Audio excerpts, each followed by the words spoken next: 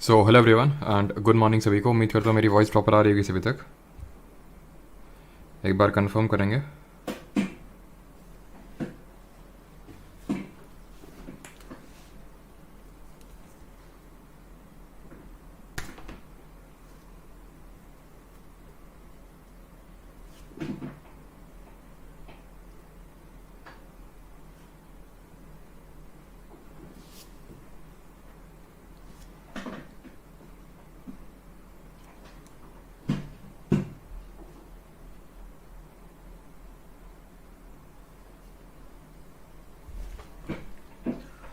तो आज के लेक्चर हम लोग करने वाले हैं दो इंपॉर्टेंट टॉपिक्स। एक तो ये आपको दिख ही रहा है एंड दैट इज़ रॉक्स। ठीक है, चट्टानें देखने वाले हैं, डिफरेंट टाइप की रॉक्स होती हैं और उससे जो डिफरेंट टाइप के क्वेश्चंस बनते हैं वो किस किस तरह के क्वेश्चंस बनते हैं वो भी देखने वाले हैं लेक्चर में। और साथ ही साथ आज ही के लेक्चर में हम लोग पढ़ने वाले हैं ऐसे ऐसे टाइप के क्वेश्चन जो आपको आज तक लगता था कि कहाँ से आते हैं। आज हम तुमको बताएंगे कहाँ से आते हैं, हमारे यहाँ से आते हैं वो। ठीक है, तो आज जो हम लोग क्वेश्चंस देखेंगे वो कौन कौन से टाइप के क्वेश्चन है। जैसे कि आपने देखे हुए क्वेश्चन, शायद अगर आपने PYQs देखने की कोशिश की हो तो आपने देखे होंगे कुछ टाइप के क्वेश्चंस की कहाँ की कॉन्टिनेंटल शेल्फ ज़्यादा वाइड होती है, कॉन्टिनेंटल स्लोप क्या होती है, कॉन्टिनेंटल राइज क्या होती है। ठीक है, ये जो सारी चीज़ें हैं, ग्योट क्या होते हैं, वो आज के इस लेक्चर में हम लोग देखने वाले हैं। ठीक, तो चलिए स्टार्ट करते हैं। रॉक क्या पहले हम लोग देखने वाले हैं और बाकी उसके बाद वो देखेंगे। ठीक, राम राम भाई सारे ने। अच्छा, तुम तो सिस्टम मिला रहे हो हैं। चलो स्टार्ट करते हैं फिर।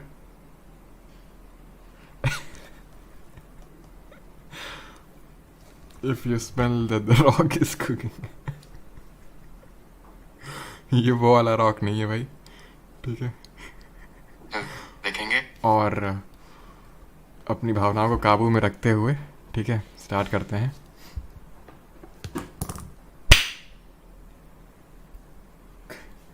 कुछ आप लोगों को शॉट की आवाज़ आई होगी एंड दैट वाज पट्ट से हेड शॉट। चलिए स्टार्ट करते हैं रॉक्स के बारे में। रॉक्स बनती कैसे हैं सबसे पहले वो हम देखेंगे। ठीक है, how do the rocks get formed. अंदर से जो लावा भरा होता है बाहर निकलता है, जम जाता है, रॉक बन जाती है। ख़त्म चैप्टर, जाओ घर जाओ आप सब लोग। ठीक है, तो क्या होता है यहाँ पे, जो हमारी अर्थ सरफेस होती है, कल हम लोगों ने देखा था कि कल हम लोगों ने क्या देखा था, कल हम लोगों ने देखा था इस तरह से। ठीक है, अर्थ की एक टिप्पी सी निकाली थी, ये क्रस्ट होती है, बीच में मैंटल होती है और अंदर कोर होती है। फिर हमने यहाँ पे देखा था हमारी भरी होती है एस्थेनोस्फेयर। ठीक है, एस्थेनोस्फेयर के ऊपर ये क्रस्ट और upper solid part of mantle lithospheric जो प्लेट हैं वो क्या कर रही हैं, एकदम डीजे की तरह जॉकी है ना, मतलब ये कर रही हैं कि ये फिसल रही हैं या फिर एक तरह से हम बोल सकते हैं ये फ्लोट कर रही हैं। जहाँ भी इनको क्रैक मिलता है वहाँ से निकल आते हैं। जहाँ पे भी क्रैक मिलता है, अब क्रैक मिलता है वहाँ से ये जो एस्थेनोस्फेयर है, जिसको हम कि लावा बोलते हैं, अंदर भरा होता है तो मैग्मा, बाहर निकल आता है तो लावा, वो बाहर निकल आता है। ठीक है, अब बात ये आती है किसी ने पाइप तो डाल नहीं रखा है कि पाइप डाला और बाहर निकल आया। ठीक है, तो उसमें मैं बताना क्या चाह रहा हूँ, बताना मैं आपको ये चाह रहा हूँ कि अंदर जो है इस तरह से मैग्मा भरा हुआ है, अंदर इस तरह से मैग्मा भरा हुआ। एक सेकंड रुकिएगा। ठीक है,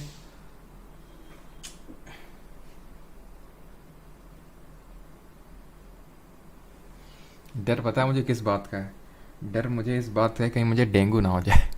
और अगर डेंगू हो गया तो फिर आप लोगों की क्लासेस काफ़ी इम्पैक्ट हो जाएंगे और इस टाइम पे मैं चाहता नहीं हूँ, बिकॉज CPU भी लगा हुआ, स्टेनो भी है, फेसिजियल वेंस, मैं सोच रहा हूँ ये सारी चीज़ें ना हो जाएं। तो खैर, यहाँ पे क्या भरा हुआ, आपका लावा भरा हुआ है। तो अब यहाँ पे क्या होता है, जहाँ पे भी क्रैक्स होते हैं वहाँ से ये जो लावा है वो बाहर निकलता है।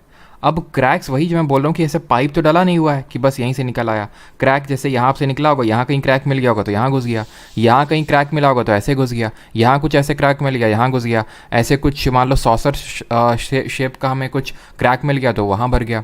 तो वो डिफरेंट टाइप के लैंडफॉर्म क्रिएट कर देता है। ठीक है, जहाँ पे भी क्रैक्स आपको मिलते हैं और वहाँ पे जहाँ पे ये मैग्मा भर जाता है तो डिफरेंट टाइप के लैंडफॉर्म क्रिएट हो जाते हैं। तो वो लैंडफॉर्म के बारे में भी हम पढ़ेंगे। तो यहाँ पे मैं आपको बताना ये चाह रहा हूँ कि जो हमारा वोल्केनो होता है, यहाँ अंदर होता है आपका मैग्मा चैम्बर। मैग्मा चैम्बर मतलब जहाँ पे आपका ये मैग्मा भरा होता है और ये बाहर निकलता है तो इसका नाम पड़ जाता है लावा। अब इसके डिफरेंट यहाँ पे पार्ट्स आपको देखने को मिल रहे हैं।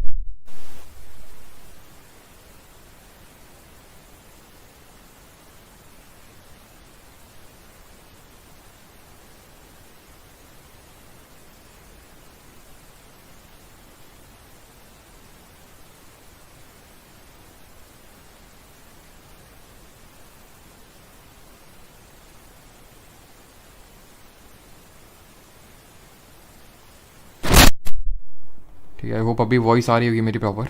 ठीक है, तो ये क्या है, मैग्मा जो है अंदर से जब निकलेगा तो ये लावा कहलाएगा, सिंपल सी बात है। इसका ये जो पार्ट होता है इसको वेंट कहलाता है, फिर इसको हम क्रेटर के नाम से भी जानते हैं। अब इसके बारे में अब बाद में पढ़ेंगे, पहले हम रॉक्स को ख़त्म कर लेते हैं, उसके बाद हम ये वल्केनोस के बारे में पढ़ेंगे, जो डिफरेंट टाइप के वल्केनोस होते हैं। बट अभी जो मेन टॉपिक है वो हमारा रॉक है।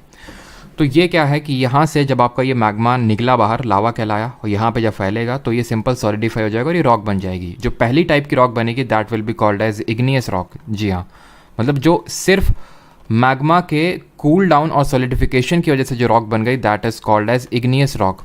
इसी को हम बोलते हैं आग्नेय चट्टान हिंदी में। ठीक है, इसी को हम बोलते हैं आग्नेय चट्टान। अभी मैं जो चीज़ें आपको बता रहा हूँ स्टोरी के थ्रू, उसको बस समझते रहिए। स्टडी ऑफ रॉक क्या कहलाती है, ये वो सारी चीज़ें हो जाएंगे अभी। ठीक है, अभी जो मैं आपको एकदम फ्लो में समझा रहा हूँ उसको फ्लो में समझने की कोशिश करिए। तो इसको हम आग्नेय चट्टान बोलते हैं। अब ये जो आग्नेय चट्टान है, जो इग्नियस रॉक है, इनको मैं दो कैटेगरी में डिवाइड कर सकता हूँ। एक तो इंट्रूसिव, ठीक है, एक को मैं बोल सकता हूँ इंट्रूसिव और दूसरा है extrusive. Intrusive igneous rock and दूसरा एक्सट्रूसिव इग्नियस रॉक।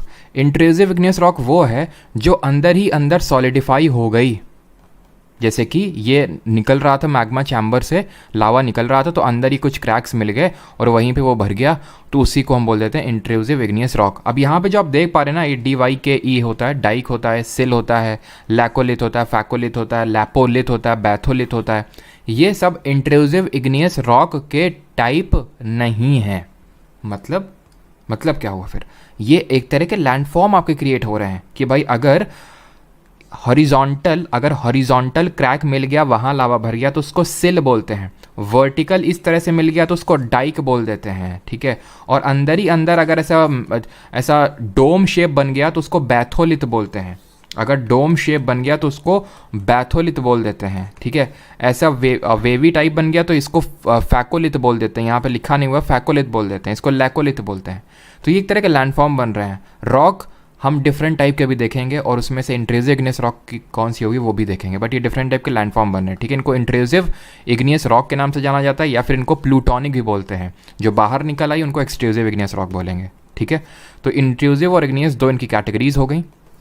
ये बनती कब हैं, they are formed when magma cools and solidifies. Simple, जब मैग्मा निकलेगा और वो सॉलिडिफाई हो जाएगा कूल डाउन होने के बाद, तो वो इग्नियस रॉक में तब्दील हो जाएगा। इसके अगर एग्जांपल्स की अगर बात करें तो इसके में कौन कौन से एग्जांपल्स हैं, तो इसमें रॉक्स आती हैं आपके जैसे गब्रू, ग्रेनाइट, बसाल्ट, प्यूमाइस। ठीक है, अब यहाँ पे मेरे पास कोई ट्रिक नहीं है जो मैं आपको बता दूं कि जिससे आप ये याद कर सकते हो, और मेरे अकॉर्डिंग हर चीज़ के लिए ट्रिक होनी भी नहीं चाहिए। आप सिंपल इसको, मैंने भी ऐसे याद किया था। ठीक है, जब याद किया था कि बस मैंने इसको 4-5 बार रिपीट किया अपने दिमाग में, गब्रू granite basalt pumice, गब्रू granite basalt pumice, अपने आप याद हो गया कि हाँ ये इग्नियस रॉक्स हैं। ठीक है, अब जैसे अगर मैं बात करूँ, इसमें से जो आप ग्रेनाइट देख पा रहे हैं ये एक्सट्रूसिव इग्नियस रॉक है, जो आप बसाल्ट देख पा रहे हैं ये इंट्रूसिव इग्नियस रॉक है। समझ रहे हैं आप? और आपको ग्रेनाइट से क्या याद आना चाहिए, ग्रेनाइट से याद आना चाहिए आपको कॉन्टिनेंटल क्रस्ट। ठीक है, ग्रेनाइट से याद आना चाहिए आपको कॉन्टिनेंटल क्रस्ट, और बसाल्ट से क्या याद आना चाहिए, बसाल्ट से याद आना चाहिए आपको ओशियनिक क्रस्ट। ध्यान रखिएगा इस चीज़ को। ये आपका जो कॉन्टिनेंटल क्रस्ट है वो ग्रेनाइटिक रॉक का बना हुआ है, और ओशियनिक क्रस्ट जो आपका बसाल्टिक रॉक का बना हुआ है वो हम पहले ही देख चुके हैं। ठीक,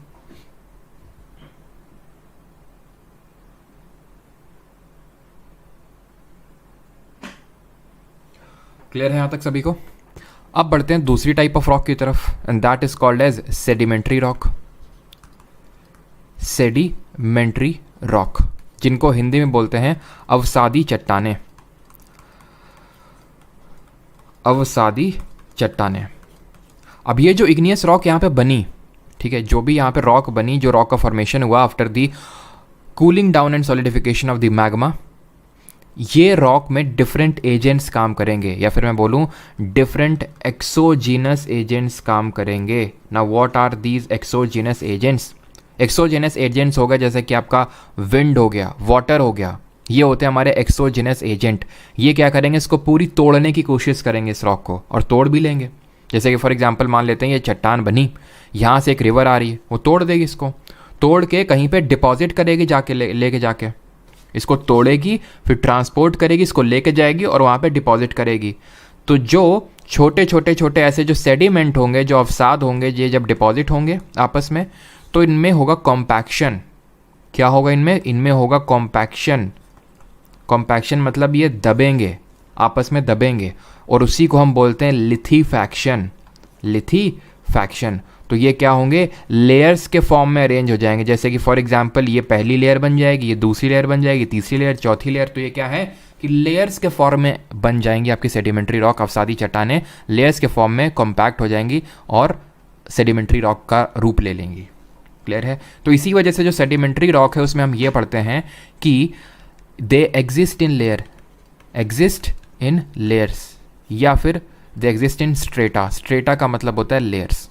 ठीक है? तो ये स्ट्रेटा या फिर लेयर्स के फॉर्म में एग्जिस्ट करते हैं। और क्योंकि लेयर्स के फॉर्म में एग्जिस्ट करते हैं तो जो हमारे फॉसिल्स होते हैं, फॉसिल्स क्या होते हैं, जिसको हिंदी में जीवाश्म बोलते हैं, ये होते हैं जो भी आपके जैसे ऑर्गेनिक मैटर हो गया, प्लांट हो गया, एनिमल हो गया, जो डेड प्लांट और डेड एनिमल वगैरह होते हैं उनको फॉसिल्स बोलते हैं। क्या बोलते हैं? फॉसिल्स बोलते हैं। ठीक है? तो वो यहाँ पे बीच में कहीं रहे होंगे, लेयर्स के बीच में। तो इसी वजह से sedimentary rock is the only type of rock जिसमें कि हमें फॉसिल्स देखने को मिलते हैं। 3 टाइप ऑफ रॉक देखेंगे।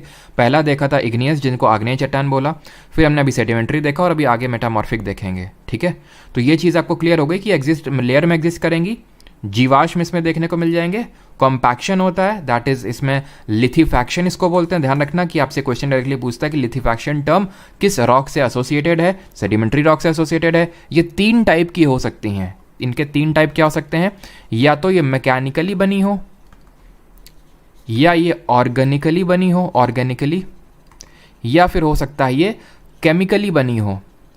ठीक है? वैसे इतना डीप में आपके एग्जाम में नहीं पूछेगा जैसे एग्जाम में कि भाई इनमें से मैकेनिकल कौन है, ऑर्गेनिक कौन है और केमिकल कौन है। पूछने को भी कुछ भी पूछ सकता है बिकॉज एनसीईआरटी मेंशन है, बट अभी तक मैंने इस पर कोई क्वेश्चन बेस्ड क्वेश्चन नहीं देखा है कि भाई ये मैकेनिकल है, कौन ऑर्गेनिक है और कौन सी केमिकल है। बट वही है कि क्वेश्चन पूछने को आपसे कुछ भी पूछ सकता है, बट इसीलिए मैं यहाँ पे लिख देता हूँ। बस थोड़ा सा एक बार देख लीजिएगा, बहुत ज़्यादा डिफिकल्ट नहीं है। लेकिन अगर कभी पूछ ले कि मैकेनिकली, ऑर्गेनिकली और केमिकली फॉर्म्ड किस टाइप की रॉक होती हैं, तो सेडिमेंट्री टाइप ऑफ रॉक होती हैं।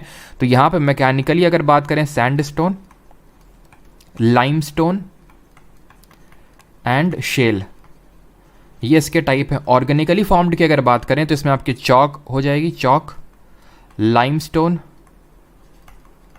And coal. ठीक है? केमिकली की अगर बात करें तो लाइमस्टोन और आपकी हेलाइट।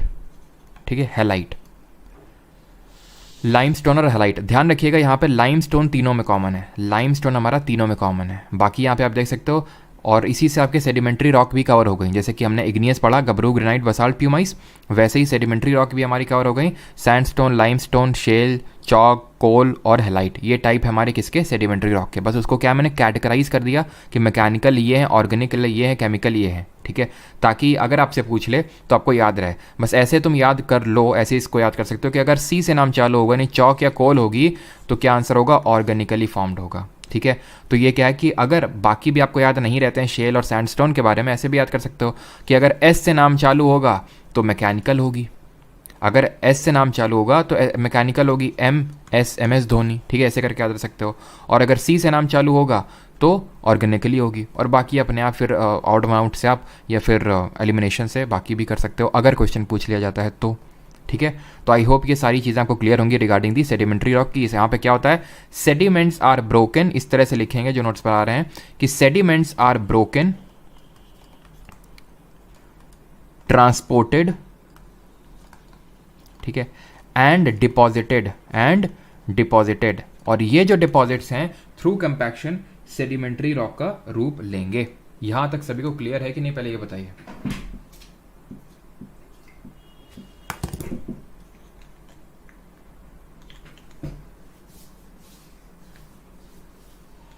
यहां तक सभी को क्लियर है कि नहीं? किसी का कोई डाउट तो नहीं है?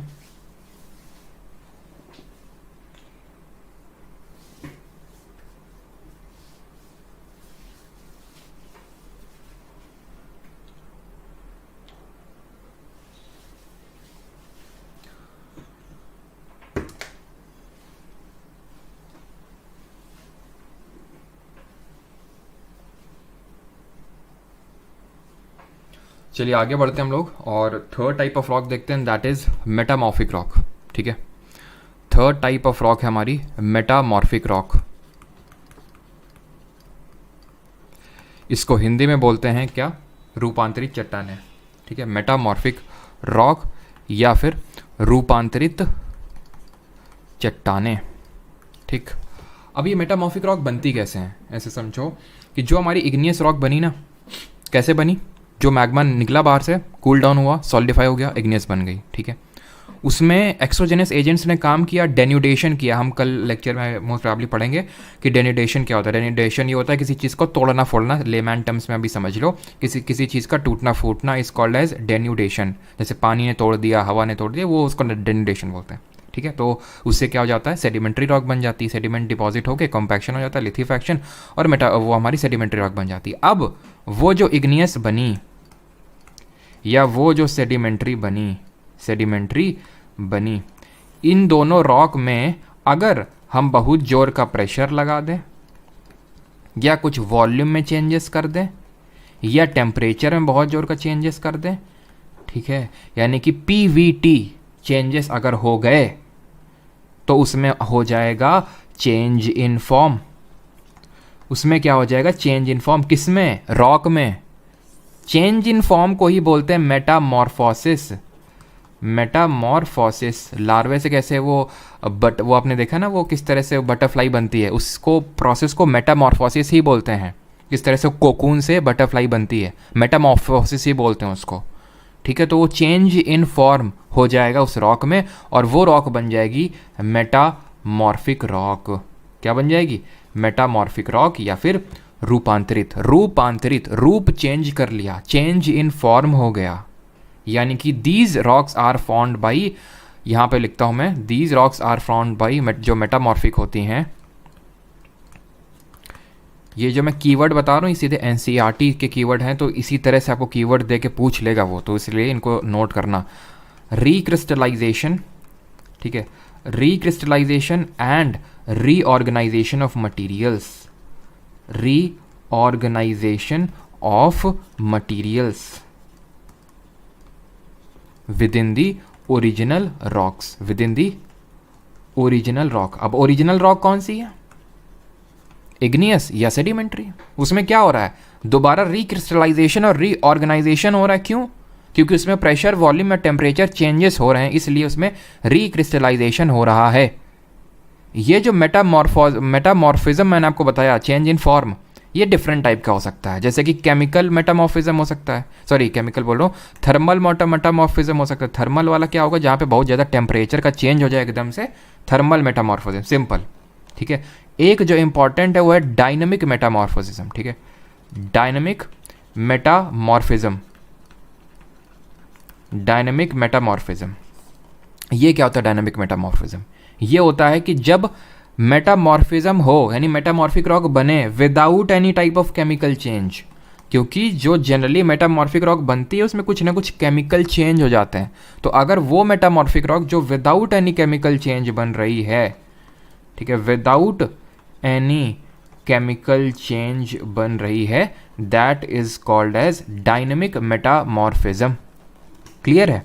अब ये जब मेटामॉर्फिक रॉक बनती है ना, तो इसमें हमें क्या देखने को मिलता है कि कभी कभी ये ऐसे लाइंस के फॉर्म में अरेंज हो जाती है, ये ऐसे लाइंस के फॉर्म में अरेंज हो जाती है, लाइंस देखने को मिलती हैं, क्योंकि बहुत जोर का प्रेशर पड़ा है उस पर, लाइंस ऐसे देखने को मिलती हैं।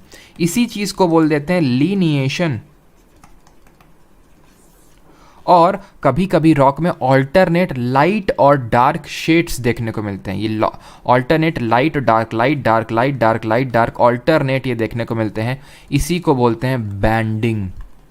किसमें देखने को मिलते हैं ये, मेटामॉर्फिक रॉक में। लीनिएशन को ही फोलिएशन के नाम से जाना जाता है, लीनिएशन को ही फोलिएशन के नाम से ही जाना जाता है।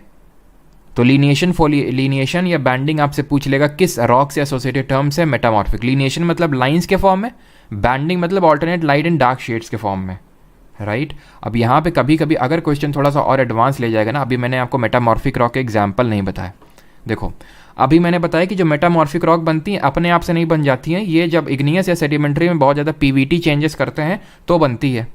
ठीक है, जैसे मान लेते हैं मैंने बताया ना गबरू ग्रेनाइट बसाल्ट प्यूमाइस, गबरू ग्रेनाइट बसाल्ट प्यूमाइस किसके एग्जाम्पल है? इग्नियस के एग्जाम्पल है। ग्रेनाइट को लेते हैं, अगर आप ग्रेनाइट को लो ना और उसमें बहुत ज़्यादा ऐसे पीवीटी चेंजेस कराओगे, ग्नीस मिल जाएगी तुमको, बन गई मेटामॉर्फिक रॉक, हो गया मेटामॉर्फिक रॉक का एग्जाम्पल।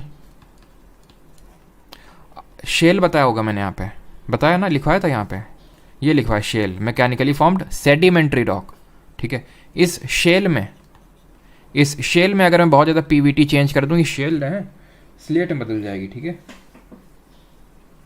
ये जो शेल है ये स्लेट में बदल जाएगी, अगेन मेटामॉर्फिक रॉक बन गई। ठीक है, अगर मैं सैंडस्टोन ले लूँ, सैंडस्टोन अगेन क्या है? सेडिमेंट्री रॉक है, इसमें अगेन पीवीटी चेंज करवा दूंगा, क्वार्ट्जाइट बन जाएगी। समझ रहे हैं आप? क्लियर हुआ? ये भी क्या है? मेटामॉर्फिक रॉक ही है आपकी। ऐसे ही आपकी मेटामॉर्फिक रॉक में, इसको नोट करिएगा, मार्बल जो होती है, ठीक है, मार्बल बनती है, इसी तरह ही आपकी चिस्ट बनती है, इसी तरह की एक और होती है एम्फीबोलाइट करके उसका नाम है। ठीक है, या फिर कहीं कहीं फिर एम्फीबियोल के नाम से भी इसको लिखते हैं। ठीक है, ये सारी हमारी किसके एग्जाम्पल हैं? मेटामॉर्फिक रॉक के एग्जाम्पल्स हैं। यहाँ तक सभी को क्लियर हुआ?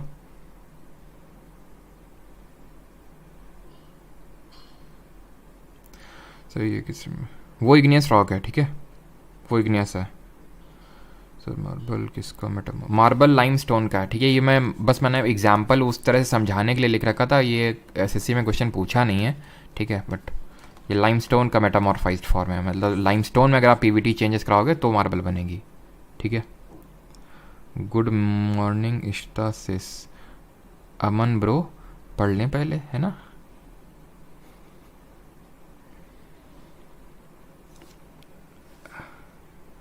क्लियर है? ओके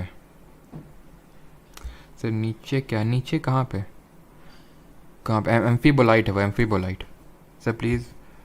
आज भर के लिए जोग्राफी, आज भर के लिए तो नहीं, लेकिन टाइम आउट करना पड़ेगा थोड़ी देर के लिए।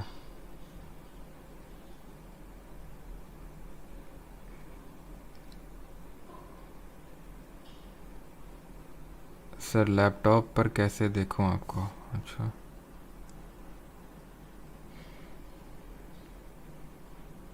बिल्कुल। काफ़ी तेज यार तुम लोग हैं।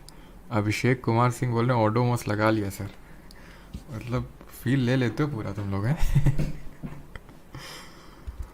बात तो सही है, क्योंकि काफ़ी डरा हुआ हूँ मैं इस समय, क्योंकि डेंगू काफ़ी फैल रखा है ना। तो क्लियर हो गया ना यहाँ तक सबको? अब थोड़ा सा वोल्केनो के बारे में देख लेते हैं। ठीक है, एक्चुअली क्योंकि सब कुछ हमारी जो रॉक बनी, लेकिन बिफोर दैट रॉक साइकिल समझ लेते हैं। रॉक साइकिल क्या होती है? ठीक है, रॉक साइकिल क्या चीज़ होती है? रॉक साइकिल कुछ नहीं, जैसे कि एक रॉक जब दूसरे रॉक में बदलती है, दूसरे तीसरे, तीसरे पहले में, that is called as rock cycle. जैसे कि अब आपको पता है मैग्मा अंदर से निकला, ठीक है, सॉलिडिफाई हो गया, क्या बन गई? इग्नियस बन गई, आग्नेय चट्टान बन गई। अब इस आग्नेय चट्टान में मैं अगर इसमें एक्सोजेनस एजेंट्स काम करेंगे, ठीक है, एक्सोजेनस एजेंट्स काम करेंगे तो क्या हो जाएगा? सेडिमेंट्री बन जाएगी, सेडिमेंट्री बन जाएगी। इस सेडिमेंट्री या इस इग्नियस में मैं क्या करूं? पीवीटी चेंजेस करूं, पीवीटी चेंजेस अगर मैं करूं, क्या बन जाएगी? मेटामॉर्फिक रॉक बन जाएगी। ठीक, इस मेटामॉर्फिक को कल हम लोगों ने पढ़ा था, कॉन्टिनेंट कॉन्वर्जेंट प्लेट बाउंड्री पढ़ा था। तो मान लेते हैं कि ये जो रॉक है ना, जब आई यहाँ पे तो एक सबडक्ट कर जाती है कॉन्वर्जेंट प्लेट बाउंड्री में, सबडक्शन जोन। तो जब नीचे जाएगी तो हमने देखा था क्रस्ट डिस्ट्रॉय हो जाता है, ये डिस्ट्रक्टिव प्लेट बाउंड्री कहलाती है, बिकॉज अंदर चला जाता है, अंदर एस्थनोस्फीयर बहुत जोर का टेम्परेचर पिघला देता है, इसको पिघला देगा, पिघल क्या बनेगा? मैग्मा, लावा, फिर बाहर निकलेगा, क्या बन गया? इग्नियस। समझ रहे हो? या फिर सेडिमेंट्री अगर मान लो अंदर चली गई तो भी वो इग्नियस बन गई। तो देख रहे हो, इग्नियस से सेडिमेंट्री, इग्नियस से मेटामॉर्फिक, ठीक है, इग्नियस से सेडिमेंट्री, सेडिमेंट्री से मेटामॉर्फिक, इग्नियस से मेटामॉर्फिक, मेटामॉर्फिक से इग्नियस, सेडिमेंट्री से इग्नियस, यानी एक रॉक दूसरे में कन्वर्ट हो रही है, यानी इसी को बोलते हैं रॉक साइकिल। हो सकता है जो आज मेटामॉर्फिक है कल इग्नियस बन के उभरे और कल वो सेडिमेंट्री बन जाए। ठीक है। तो ये सारे चेंजेस, इसको हम बोलते हैं रॉक साइकिल, ठीक। अब वोल्केनो के बारे में थोड़ा सा पढ़ लेते हैं जरा सा, बिकॉज बहुत ज़्यादा इंपॉर्टेंट नहीं है। वोल्केनो आपके डिफरेंट टाइप के होते हैं, जैसे सिंडर वोल्केनो होता है आपका, ठीक है, कॉम्पोजिट वोल्केनो होता है, कॉम्पोजिट वोल्केनो होता है, शील्ड वोल्केनो होता है, ठीक है, शील्ड, कैल्डेरा, ठीक है। आपसे जो क्वेश्चन बनेगा वो ये बनेगा, दो तरह के क्वेश्चन बनेंगे कि इनमें से सबसे बेसिक लावा किस में, सॉरी सबसे विस्कस लावा किस में होता है। विस्कस, विस्कस का मतलब क्या होता है पता है आपको? विस्कस का मतलब आई होप सबको पता होगा, गाढ़ा मजा, जो गाढ़ापन होता है, that is called as viscosity, viscous. जैसे कि हमारा विस्कोसिटी अगर हम बात करें हनी की, यानी शहद की, ज़्यादा होती है एज़ कम्पेयर टू वाटर, यानी जो चीज़ ज़्यादा गाढ़ा होता है मतलब वो ज़्यादा विस्कस होता है, ठीक है। विसियस अलग होता है, ध्यान रखना आप, ठीक है। विसियस की स्पेलिंग क्या होगी पता नहीं मेरे को, बट विसियस ऐसा आई थिंक ये होगी, ठीक है। विसियस एक अलग चीज़ होती है, उसको बोलते हैं हिंदी में कुचक्र, है ना, विसियस साइकिल। जैसे मान लो आप जैसे मान लो कि अभी अनएम्प्लॉयड हो, मान लो, ठीक है, अनएम्प्लॉयमेंट, मान लो आपने एग्ज़ाम दिया नहीं निकला, आपने दर्द को भुलाने के लिए आपने चढ़ा ली, ठीक है, या फिर आपने कुछ अदर ऐसे सहारे लिए उस दर्द को मिटाने के लिए, तो आपने जब चढ़ा ली, ठीक है, तो आपका दिमाग और ख़राब हो गया और आपका पढ़ाई में मन नहीं लग रहा है और आपका एग्ज़ाम बेकार गया, तो वो क्या है, उस आप विसियस साइकिल में फंस गया, कुछ चक्र में फंस गया। तो इस वजह से स्टूडेंट्स को विसियस साइकिल में नहीं फंसना चाहिए, ठीक है। अगर कुछ होता है तो फिर आपको एक बेटर ऑल्टरनेटिव सर्च करना चाहिए, राइट। तो सबसे बेसिक लावा, मैं बेसिक बोल रहा हूँ बार बार, मोस्ट विस्कस लावा होता है आपका ये, यानी इसमें सबसे ज़्यादा विस्कस यानी गाढ़ा लावा निकलता है। कैल्डेरा होता है आपका most explosive, most explosive. Explosive क्यों होता है? क्योंकि इसमें क्या होता है, जब ये निकलता है ना तो एकदम से निकल आता है, बहुत जोर का निकल आता है, तो क्या होता है, कोलैप्स कर जाता है ये वोल्केनो खुद में ही ये कोलैप्स कर जाता है, collapses on itself, collapses on itself, उसको बोलते हैं कैल्डेरा, ठीक है। और अगर इसमें वेंट में पानी चला जाए तो और एक्सप्लोजिव हो जाता है, भट भट भट से ऐसे फूटते, मतलब मैंने वीडियोस देखे हैं उसमें, हम उसकी फील इसीलिए फील से उतना बता पा रहा हूँ आपको, ठीक है। तो वो आपका कैल्डेरा होता है।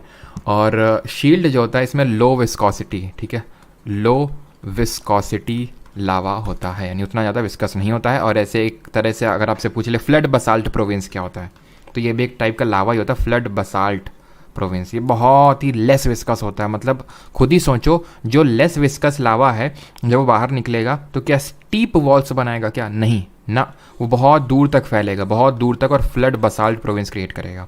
जो जैसे अगर बात करें कॉम्पोजिट वोल्केनो है, तो जब निकलेगा तो क्योंकि उतना ज़्यादा दूर तक कवर नहीं होगा तो ये स्टीप वॉल्स बना लेगा कंपोजिट वोल्केनो। याद कैसे हैं कंपोजिट? कंपोजिट का मतलब होता है बहुत सारी चीज़ें, जब बहुत सारी चीज़ें होंगी उसमें तो ऑब्वियस बात है वो विस्कस हो जाएगा। ऐसे हम रिलेट करके याद रख सकते हैं। Now coming on to the continents and oceans. Sir iPad note सस्ते में दे दो।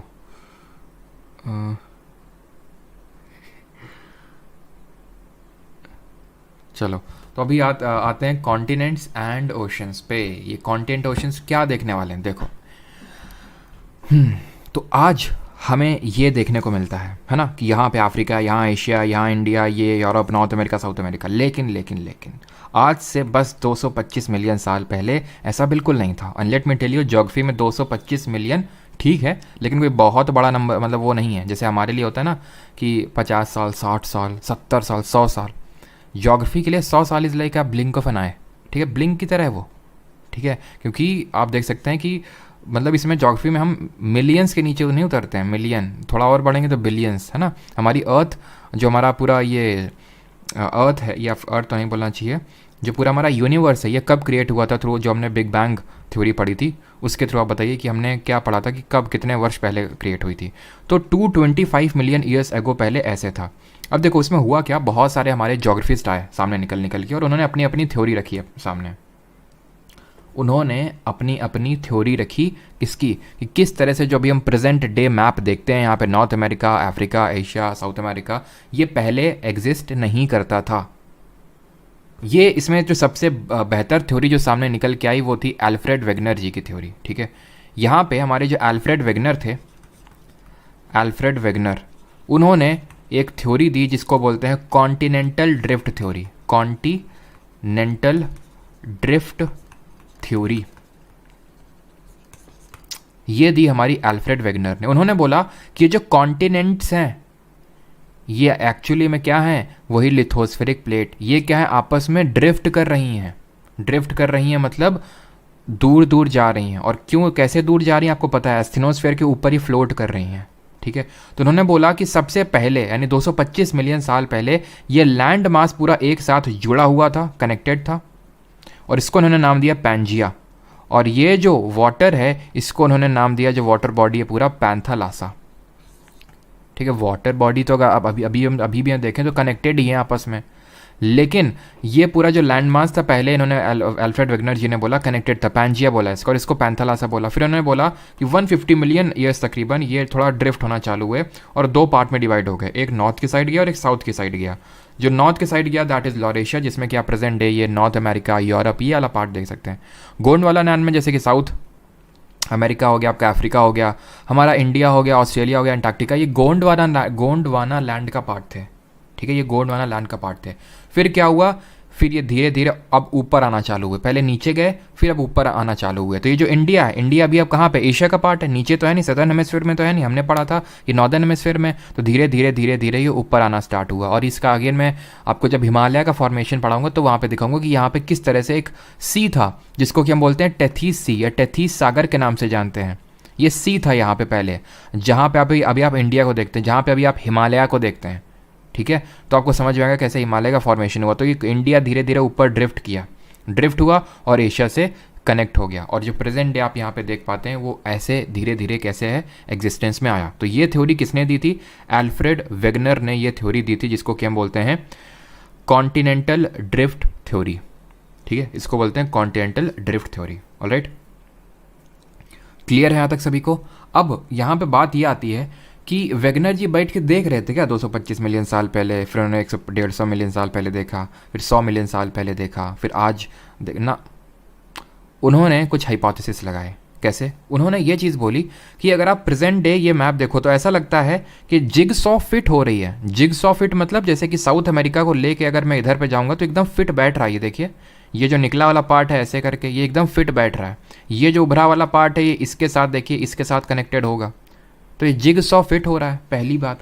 दूसरी बात इन्होंने बोली कि जो यहाँ पे फॉसिल्स जीवाश्म देखने को मिल रहे हैं वही यहाँ पे देखने को मिल रहे हैं। जो इंडिया के यहाँ पे देखने को मिल रहे हैं, जैसे यहाँ पे, वो ऑस्ट्रेलिया की इसमें देखने को मिल रहे हैं। यानी कि ये आपस में कभी ना कभी कनेक्टेड थे। जो यहाँ पे देखने को मिल रहे हैं, जैसे कि जो नॉर्थ अमेरिका के यहाँ पे देखने को मिल रहे हैं, वो यूरोप के यहाँ पे देखने को मिल रहे हैं। ठीक है, इससे हमें ये पता चला। और गोल्ड की वेंस मिली। गोल्ड की वेंस मतलब जो गोल्ड होता है ना वो वेंस में एग्जिस्ट करता है, मतलब ऐसे गोल्ड की वेंस होती हैं ऐसे करके, ऐसे ऐसे ऐसे ऐसे। ठीक है, जहाँ पे हमें गोल्ड मिलता है। तो ये देखने को मिला जो गोल्ड की वेंस यहाँ पे ऐसे खत्म हो रही थी वो ऐसे ही करके साउथ अमेरिका में चालू हो रही हैं। कुछ हमें प्लेसर डिपॉजिट्स मिले। तो ये सब क्या, ये चीज़ें बताती हैं कि हाँ ये आपस में कभी कनेक्टेड हैं। एक तो जैसे जिगसॉ फिट हो गया, आपका जिगसॉ फिट हो गया, आपके फॉसिल्स के डिपॉजिट्स हो गए। अब फॉसिल्स से अब मुझे एक चीज़ याद आ रही है जो मैं पीछे आपको बताना भूल गया। फॉसिल्स के डिपॉजिट्स हमें देखने को मिले। ठीक है, प्लेसर डिपॉजिट्स देखने को मिले, प्लेसर डिपॉजिट्स। ये सारी चीज़ें हमें एविडेंस देती हैं कि हाँ ये सब एक रहे होंगे। स्टडी ऑफ फॉसिल्स बताइए जल्दी से। और यहाँ पे स्टडी ऑफ मैं रॉक लिख देता हूँ। ठीक है, बेसिक सा क्वेश्चन। ठीक है, स्टडी ऑफ रॉक को क्या बोलते हैं, यानी कि चट्टानों के अध्ययन को क्या बोलते हैं, स्टडी ऑफ रॉक को ध्यान रखना, इसको पेट्रोलॉजी बोलते हैं। ठीक है, पेट्रोलॉजी। और एक चीज़ ध्यान रखना कि रॉक जो है आपकी सॉफ्ट भी हो सकती हैं, अल्ट्रा सॉफ्ट हो सकती हैं और अल्ट्रा हार्ड भी हो सकती हैं। जैसे सॉफ्ट रॉक की अगर बात करें, जैसे टाल्क होता है जिससे कि आपका क्या बनता है, पाउडर बनता है। ठीक है, जो पाउडर होता है, ठीक है, वो टाइल की TALC ये एक तरह की रॉक होती है, इससे बनता है वो। ठीक है, यानी कि कितनी सॉफ्ट होती है आप समझ सकते हैं, पाउडर बन रहा है उससे। और एक तरफ जो डायमंड है वो भी हमारा एक तरह की रॉक है, ये आपका हार्डेस्ट नेचुरल सब्सटेंस स्टोन है। तो ये मैं दो एंड्स बता रहा हूँ हार्डनेस के। ठीक है, एकदम सॉफ्ट टाल के एग्जाम्पल हो गया, एकदम हार्ड वेरी हार्ड आपका हो जाएगा डायमंड एग्जाम्पल। ठीक है, वेरी हार्ड। क्लियर, चलिए आगे बढ़ते हैं। यहाँ पे अगली चीज़ देखते हैं एंड दैट इज़, ये तो हो गया था ये। तो ये आपका प्रेजेंट डे जो आप अभी देखते हैं। ठीक है, पूरे कॉन्टिनेंट्स का। पहले ये बताइए यहाँ तक किसी कोई डाउट तो नहीं है।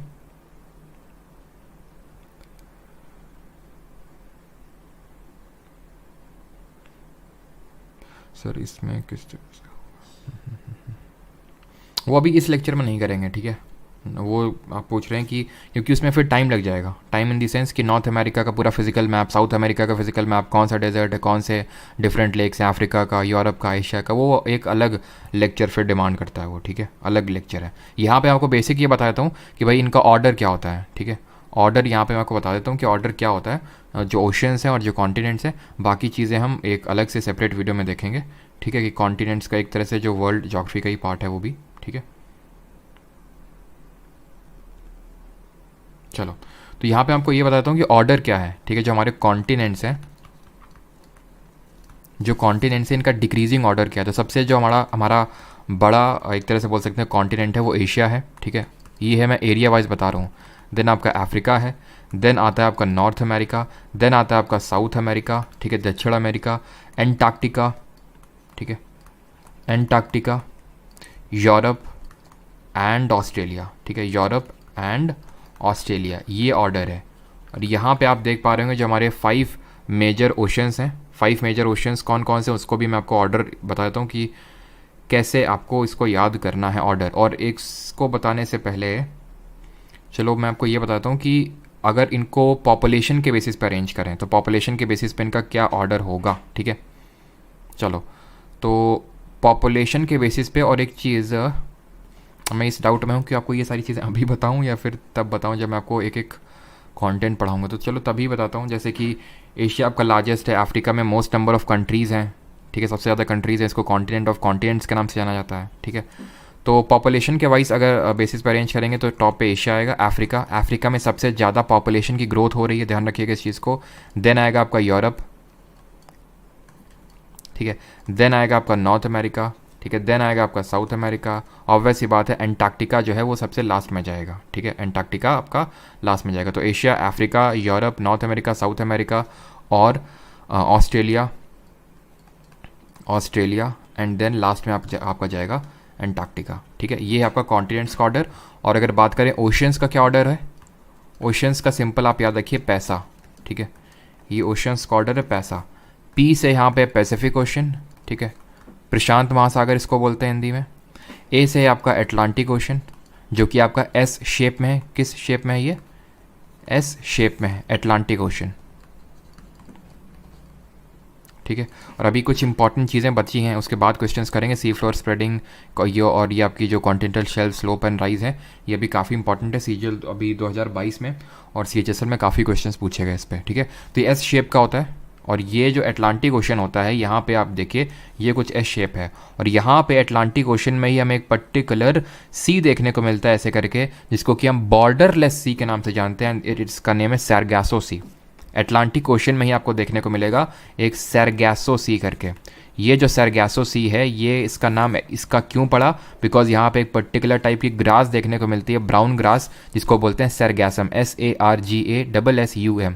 ये एक तरह की आपकी ब्राउन एल्गे का टाइप हम इसको बोल सकते हैं। ये देखने को मिलती घास है एक तरह की, जो यहाँ पे कुछ कारणों की वजह से हम पढ़ेंगे, कॉरियोलिस फोर्स वगैरह जो ओशन करंट जनरेट होते हैं उसकी वजह से यहाँ पे ये घूमती रहती है। ये बॉर्डरलेस सी के नाम से इसको जाना जाता है, सैरगासो सी को। क्लियर है यहाँ पे? तो पैसा में पी से पैसिफिक, ए से अटलांटिक, आई से आपका इंडियन ओशन हो जाएगा, इंडियन। एस से हो जाएगा आपका सदर्न, जिसमें कि आप अटलांटिक ओशन भी इसको बोल सकते हैं, ठीक है, अटलांटिक भी बोल सकते हैं। और ए से है यहाँ पे आर्कटिक, ठीक है, आर्कटिक।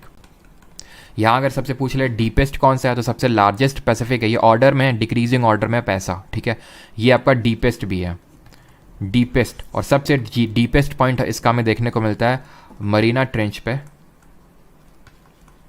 एक पॉइंट है जिसका नाम है चैलेंजर डीप, ठीक है, चैलेंजर डीप ये पॉइंट है जो कि डीपेस्ट पॉइंट है इन दी पैसिफिक ओशन, प्रशांत महासागर में। क्लियर है? बाकी जो कॉन्टिनेंट है उसमें हमें पढ़ना पड़ेगा फिजिकल मैप पे, कौन सा डेजर्ट कहाँ पे है, कौन सा लेक है, बाकी सारी चीज़ें। ओशन में हमें उतना ज़्यादा कुछ पढ़ना नहीं पड़ेगा। ओशन करंट वो है टॉपिक, वो हम अलग से पढ़ेंगे, ओशन करंट जो है। बाकी ओशन के रिगार्डिंग आप ये चीज़ याद रख सकते हैं कि पैसा ऑर्डर होता है, Pacific, Atlantic, Indian, southern, Arctic. ये पूछ भी लेगा था आई थिंक अभी 2023 वाले सीजीएल में, ठीक है। और एस शेप में आपका अटलांटिक होता है, और सबसे बिजिएस्ट भी यही है अटलांटिक। अगर बात करें, ये सबसे आपका बिजिएस्ट ओशन है, busiest ocean in the sense कि यहाँ पे आप देख सकते हैं कि इस साइड है यूरोप, इस साइड है नॉर्थ अमेरिका, जो कि काफ़ी डेवलप्ड है। तो इस वजह से यहाँ पे काफ़ी ज़्यादा ट्रेड होता है। और फिर यहाँ पे साउथ अमेरिका भी, अफ्रीका भी है। ठीक है। तो इस वजह से यहाँ पे काफ़ी ज़्यादा बिजी रहता है ये आपका जो अटलांटिक ओशन है, तो इसको बिजिएस्ट ओशन के नाम से भी जानते हैं। सबसे बड़ा आपका हो गया पैसिफिक ओशन, ठीक है। यहाँ पे चैलेंजर डीप जो कि डीपेस्ट पॉइंट देखने को मिलता है। Indian ocean is the only ocean that is named after a country. इसी बात पे चाइना चढ़ जाता है कि इंडियन ओशन का नाम बदलो, बोलता है वो, ठीक है। तो आई होप यहाँ तक सबको सारी चीज़ें क्लियर होंगी, और बाकी अल्निनो वगैरह सारी चीज़ें हम बाद में पढ़ेंगे, अभी नहीं, ठीक। अभी आते हैं process of C floor spreading. तो पिछले लेक्चर में हम लोगों ने ये पढ़ा था कि हमारी किस तरह से हमारी क्या चीज़, अभी नहीं पढ़ेंगे, ठीक है। अभी ये सारी चीज़ें नहीं पढ़ेंगे, मैं बोल चुका हूँ, वो हम अलग से पढ़ेंगे जब सारे कंटेंट्स के बारे में पढ़ेंगे, ठीक है। चलिए, तो अभी हम पढ़ रहे हैं सी फ्लोर स्प्रेडिंग के बारे में। ये स्प्रेडिंग क्या होती है? तो पिछले लेक्चर में हमने डाइवर्जेंट प्लेट बाउंड्री के बारे में पढ़ा था कि डाइवर्जेंट प्लेट बाउंड्री में ये होता है कि जो प्लेट बाउंड्री होते हैं वो आपस में दूर जाती हैं, और जब दूर जाती हैं तो अंदर जो ये मैग्मा भरा होता है, लावा जो बाहर निकल के बनता है, वो बाहर निकलने लगता है। क्यों? क्योंकि उसको जगह मिलने लगती है, और उससे क्या होता है, उससे ये होता है कि नई क्रस्ट क्रिएट हो जाती है। और एक्चुअल में जो हमारे ओशन में, एक बात मैं आपको बता दूं कि हमारे कॉन्टिनेंट जो हम जहाँ पे रहते हैं, या फिर जो हमारे टेरेस्ट्रियल है, वहाँ पे हमें बहुत सारे रिलीफ फीचर्स देखने को मिलते हैं। रिलीफ फीचर्स का मतलब ज्योग्राफी में होता है माउंटेन, प्लेट्यूज़, ये सब इनको रिलीफ फीचर्स बोलते हैं ज्योग्राफी में। तो जो हमारा ओशन बेसिन होता है ना, समुद्र के अंदर भी आप बिलीव नहीं करोगे, कॉन्टिनेंट से ज़्यादा रिलीफ फीचर्स देखने को मिलते हैं। यहाँ पे बहुत बहुत बड़े माउंटेन देखने को मिलेंगे, गड्ढे देखने को मिलेंगे, बहुत ज़्यादा डाइवर्सिटी है हमारी ओशन में। ये हमने बाद में, जब हमें मतलब एक तरह से शिप्स वगैरह इन्वेंट हुए, तब यहाँ पे एक्सपीडिशंस कैरी किए गए, और तब हमें पता चला कि यहाँ पे तो बहुत ज़्यादा डाइवर्सिटी कॉन्टिनेंट से ज़्यादा। तब यहाँ पे स्टडीज़ चालू हुई, और सबसे पहले इस थ्योरी के बारे में रखा हैरी हेस जी ने। हैरी ओ हेस इनको बोलते हैं, वैसे हैरी हेस आप याद रखेंगे। इन्होंने दी आपकी सी फ्लोर स्प्रेडिंग थ्योरी। सी फ्लोर स्प्रेडिंग थ्योरी के द्वारा इन्होंने ये बताया कि किस तरह से जो हमारा सी फ्लोर है वो स्प्रेड हो रहा है। ये जब डाइवर्जेंट प्लेट बाउंड्री क्रिएट होती है तो ये इधर को पुश होती हैं। ये क्या होती हैं? ये जो रॉक्स होती हैं, जैसे ये अंदर से मैग्मा निकला बाहर से, तो लावा के रूप में सॉलिडिफाई हो गया। फिर अब ये अंदर से जब और निकलेगा तो और दूर जाएंगे, और दूर जाएंगे। ये हमें ऐसे पता चला जब हमने ये देखा कि रॉक ऑफ सेम डिस्टेंस और इक्वी डिस्टेंट रॉक हैं वो सेम एज की। जैसे जो यहाँ पे रॉक मिल रही है और जो यहाँ पे रॉक मिल रही है, उसकी सेम एज है। और जब हम इससे जो मिड ओशनिक रिज है इससे दूर जाते हैं तो रॉक की जो एज है वो इंक्रीज होती है। तो रॉक की एज इंक्रीज क्यों होती है? क्योंकि यहाँ पे जो एग्जिस्टिंग रॉक है ये दूर जा रही है, ठीक है। और जब अंदर से लावा निकलेगा और दूर जाएगी, और दूर जाएगी। तो जितना आप मिड ओशनिक रिज से दूर जाएंगे उतनी ही रॉक की एज इंक्रीज करेगी। अब मिड ओशनिक रिज की अगर बात आई है तो हम कैसे बोल सकते हैं, ये जो अटलांटिक ओशन है, ये कौन सा ओशन है? अटलांटिक। यहाँ पे सबसे बड़ी रिज देखने को मिलती है, that is called as mid Atlantic ridge. आप देख पा रहे हैं कितनी लंबी है। ये पूरे अर्थ में सबसे लॉन्गेस्ट लैंड फॉर्म है, इसको बोलते हैं मिड अटलांटिक रिज। ये पूरे हमारे अर्थ में सबसे बड़ा, सबसे लंबा लैंड फॉर्म है मिड अटलांटिक रिज। ये रिज कैसे क्रिएट हुई? Due to divergent plate boundary. Divergent plate boundary, इतनी चीज क्लियर। ये किसने इसके बारे में सारी चीजें बताई? सी फ्लोर स्प्रेडिंग थ्योरी किसने दी? हैरी हेस जी ने दी। क्लियर है यहां तक सभी को?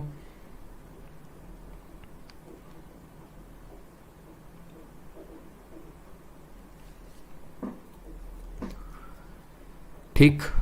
तो continental drift theory Alfred Wegener ने, sea floor spreading theory Harry Hess ने दी, ठीक है। और हाँ, अगर पूछ ले, वैसे तो अभी पूछा था ये सीजल 2023 में किसने दी थी, लेकिन अगर ये पूछ ले कि किसने मतलब कब दी, क्योंकि ये भी एसएससी पूछ लेता है ना, तो 1962 में दी, ठीक है।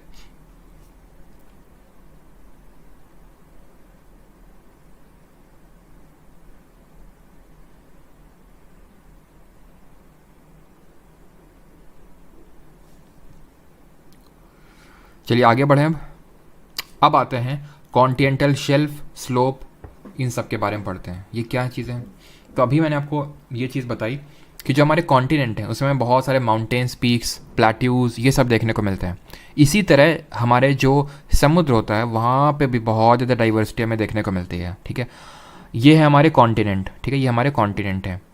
आप कभी बीच में गए हो? आप में से कितने लोग बीच में गए हैं? बीच से मेरा मतलब है जो गोवा वाला बीच होता है वो ऐसा टाइप, ठीक है।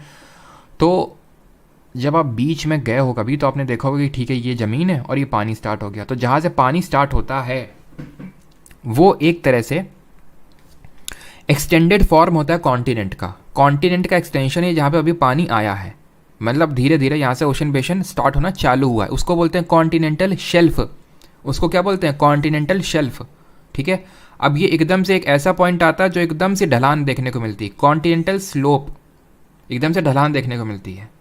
ठीक है, और यहाँ से स्टार्ट हो जाते हैं ये deep sea plains, deep sea plains. ध्यान से समझना इसको, क्वेश्चंस काफ़ी आए इस पर। ठीक है, मैं फिर से रिपीट करता हूँ मैं क्या बोल रहा हूँ। मैं ये बोल रहा हूँ कि ये है आपका कॉन्टिनेंट।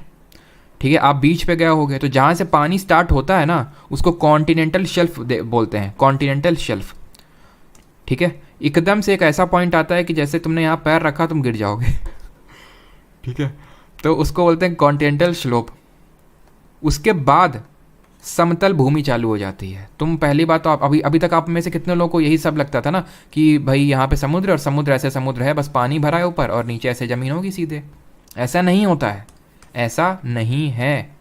ठीक है, अभी तक आपको यही लगता था ना कि जैसे ये मान लेते हैं ये ज़मीन है, यहाँ पे जैसे समुद्र चालू हुआ बस ऐसे ज़मीन है, ऐसे ही होगी, यहाँ पे पानी भरा हुआ है। कितना आसान है ना, ऐसा होता ही नहीं है।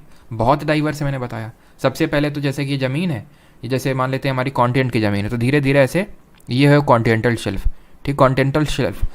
कॉन्टिनेंटल शेल्फ को मैं कितनी दूर तक ड्रॉ करूँ ये डिपेंड करता है। अभी कैसे डिपेंड करता है देखो, सारी चीज़ें कनेक्टेड है। जैसे मैं बोलता हूँ कॉन्टिनेंटल शेल्फ वो चीज़ है जहाँ पानी भरा हुआ है अभी समुद्र का, मतलब पानी के समुद्र का तो हर जगह भरा हुआ है, लेकिन एक तरह से हम बोलें जो शोर लाइन है, शोर लाइन। ठीक है, मान लो कि एक ये केस है और एक ऐसा केस है, मतलब जहाँ पे बहुत सारे पहाड़ हैं या फिर जो मीन सी लेवल बहुत ज़्यादा है। ठीक है, तो आप खुद ही बताओ, ये कॉन्टिनेंट है, ये कॉन्टिनेंट है। ठीक है, ये भी कॉन्टिनेंट है, ये भी कॉन्टिनेंट है। ठीक है, इसका स्लोप ज़्यादा है, मतलब इसमें थोड़ा सा मीन सी लेवल ज़्यादा है। जब पानी आएगा यहाँ पे आएगा, यहाँ ऐसे भर जाएगा, ज़्यादा दूर तक जाएगा, इसको पूरे को बोल देंगे कॉन्टिनेंटल शेल्फ। यहाँ आएगा, बोलेगा चढ़ा लो ना, चढ़ा लो ना, बोलेगा ना ना निकलो यहाँ से, निकलो। तो कॉन्टिनेंटल जो शेल्फ है वो बहुत ही छोटा स्पेस, बहुत ही छोटा एरिया उसने ऑक्यूपाई कर रखा है। ये जो मैं चीज़ बता रहा हूँ काफ़ी डीप है। क्वेश्चन उसने ये पूछा, अभी हम क्वेश्चन देखेंगे आपको तभी पता चल जाएगा, बस अभी के लिए इतना देख लो। ठीक है, तो मतलब मैं ये बोल रहा हूँ कि कॉन्टिनेंटल जो शेल्फ है वो चौड़ी कहाँ होगी, बड़ी कहाँ होगी? जहाँ पे मीन सी लेवल कम होगा, और जहाँ मीन सी लेवल ज़्यादा होगा वहाँ कॉन्टिनेंटल शेल्फ कम होगी, सिंपल। और कॉन्टिनेंटल शेल्फ से ही ये जो हम पेट्रोलियम वगैरह सब एक्सट्रैक्ट करते हैं ना, जैसे आपने मुंबई हाई सुना है जहाँ से हमारे मुकेश अंबानी जी तेल निकालते हैं, वो कॉन्टिनेंटल शेल्फ से ही निकलता है। कैसे? ऐसे कैसे? यहाँ पे जब हमारी रिवर्स आती हैं, ठीक है, तो बहुत सारा सेडिमेंट अवसाद लेके आती हैं, या फिर बहुत सी वेव्स यहाँ से लेके आती हैं, सब यहाँ पे इकट्ठा होता जाता है, यहाँ पे इकट्ठा होता जाता है, वो फॉजिल होता है। फॉजिल्स की स्टडी को क्या बोलते हैं? पेलिएंटोलॉजी बोलते हैं। देखो मैं फिर से बताना उसको भूल गया, यहाँ पे लिखा होगा मैंने कहीं पे। फॉजिल्स को स्टडी क्या बोलते हैं? पेलिएंटोलॉजी बोलते हैं, पेलियोंटोलॉजी। ठीक है, और एक चीज़ यहाँ पे और ऐड करना, एक चीज़ यहाँ पे मैं बताना भूल गया कि जो कॉन्टिनेंटल ड्रिफ्ट थ्योरी है ना, तो काफ़ी सारे क्वेश्चंस अराइज हुए। अल्फ्रेड वेगनर जी से पूछा गया कि कॉन्टिनेंट ड्रिफ्ट क्यों कर रहे हैं, ये कॉन्टिनेंट्स ड्रिफ्ट क्यों कर रहे हैं। तब ये बाद में पता चला कि इसके पीछे फोर्स रिस्पॉन्सिबल है। दो फोर्स हैं, याद रखिएगा, एक तो टाइडल फोर्स, ये मतलब वेगनर जी ने बोला टाइडल फोर्स, और polar fleeing force, polar fleeing force. ये अल्फ्रेड वेगनर जी ने बोला कि हाँ इस वजह से जो है कॉन्टिनेंट ड्रिफ्ट कर रहे हैं। लेकिन फिर हमें बाद में पता चला कि नहीं, कॉन्टिनेंट ड्रिफ्ट इसलिए कर रहे हैं बिकॉज कन्वेक्शन सेल्स डेवलप हो रही हैं एस्थेनोस्फीयर में। कन्वेक्शन सेल्स डेवलप हो रही हैं, जो मैंने आपको कल बताया था, रेजिडुअल हीट मैंने आपको बताया था, और एक और बताया था, अगर आपको याद आ रहा हो बताइए जल्दी से कमेंट। मैंने आपको दो बताए थे, वो क्या था? दूसरा प्रीमॉर्डियल, ठीक है, एक तो रेडियो एक्टिव डीके और रेजिडुअल हीट। ठीक है, रेडियो एक्टिव डीके और रेजिडुअल हीट, इसकी वजह से जो अंदर जनरेट हो रही है, मतलब कन्वेक्शन सेल डेवलप हो रही है, उसकी वजह से जो हमारी लिथोस्फेरिक प्लेट है वो मूव कर रही हैं। ये टाइडल फोर्स और पोलर फ्लीइंग फोर्स, ये हमारा बताया था अल्फ्रेड वेगनर जी ने। ठीक है, जो कि बाद में ऐसा पता चला कि इस वजह से एक्चुअल में नहीं हो रही हैं। मेन तो जो कारण है वो ये है कि रेजिडुअल हीट और रेडियो एक्टिव डीके की वजह से। क्लियर है?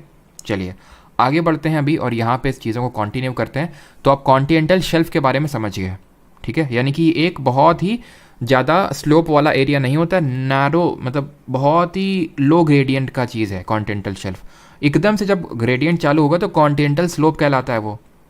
और यहाँ पे कोई डिपॉजिट देखने को नहीं मिलेगा, क्योंकि कोई भी चीज़ आएगी इमेजिन करो वो तुरंत गिर जाएगी नीचे, और जहाँ गिर के इकट्ठा होगी उसको कॉन्टिनेंटल राइज बोलेंगे। देखो ज़्यादातर चीज़ तो हमारी कॉन्टिनेंटल शेल्फ में डिपॉजिट हो गई, फॉसिल्स वगैरह जो भी है यहाँ पे डिपॉजिट हो गए, वही धीरे काफ़ी सालों तक, लाखों सालों तक डिपॉजिट होते रहते हैं, तो वो हमारी कोल बन जाते हैं, या फिर जो हम ये क्रूड ऑयल वगैरह यानी एनर्जी का कोई फॉर्म बन जाते हैं। ठीक है, तो वो यहाँ से हम एक्सट्रैक्ट करते हैं। जैसे आपने इंडिया में सुना होगा मुंबई हाई, यहाँ पे कोस्ट में है ना मुंबई हाई, तो वो क्या है, वो कॉन्टिनेंटल शेल्फ से ही हम वो निकाल रहे हैं सारी चीज़ें, बिकॉज ऑफ फॉसिल डिपॉजिट है। और अगर कुछ बच गए तो वो यहाँ से गिरेंगे और यहाँ पे डिपॉजिट हो जाएंगे, उसको कॉन्टिनेंटल राइज बोल देते हैं, थोड़ा सा उठा हुआ भाग हो जाता है। और ये है आपका डीप सी प्लेन्स। इस डीप सी प्लेन में अब आपको बहुत सारे माइनर रिलीफ फीचर्स देखने को मिलेंगे। ये तो मेजर रिलीफ फीचर हैं, बहुत बड़े बड़े, continental shelf, slope, continental rise. अब ये छोटे छोटे आपको रिलीफ फीचर्स देखने को मिलेंगे, इनको माइनर रिलीफ फीचर बोलते हैं। सी माउंट, सी माउंट क्या होता है, समुद्र का माउंटेन, खत्म बात। समुद्र में भी ऐसे माउंटेन होते हैं, उनको सी माउंट बोलते हैं, क्योंकि वहाँ पे अंदर भी तो क्या हो रही है, टेक्टोनिक एक्टिविटी हो रही है, वहाँ पे भी तो आपकी मिड ओशनिक रीच बन रही है। अब ये जो सी माउंट बना है, यहाँ पे देखना ध्यान से, ये जो सी माउंट बना है, ये अगर मान लेते हैं समुद्र के ऊपर आ गया इस तरह से, तो यहाँ वेव्स चलेंगी, इसको एकदम समतल कर देंगी इस तरह से, तो उसी को नाम पड़ जाएगा ग्योट। तो ग्योट क्या है, ग्योट कुछ और नहीं बल्कि फ्लैट टॉप्ड सी माउंट है। ये क्या है, फ्लैट टॉप्ड सी माउंट है आपका जो ग्योट है। ठीक है, और ऐसे ही आपके होते हैं एबिसल प्लेन, जो छोटे तरह के माउंटेन्स होते हैं। क्लियर है यहाँ तक सभी को, बस इतना ही में पढ़ने की जरूरत है। और ये जो यहाँ पे आप देख पा रहे हैं, ये एक और हमारा माइनर रिलीफ फीचर है, जिसको हम बोलते हैं अटोल। इसको बोलते हैं अटोल।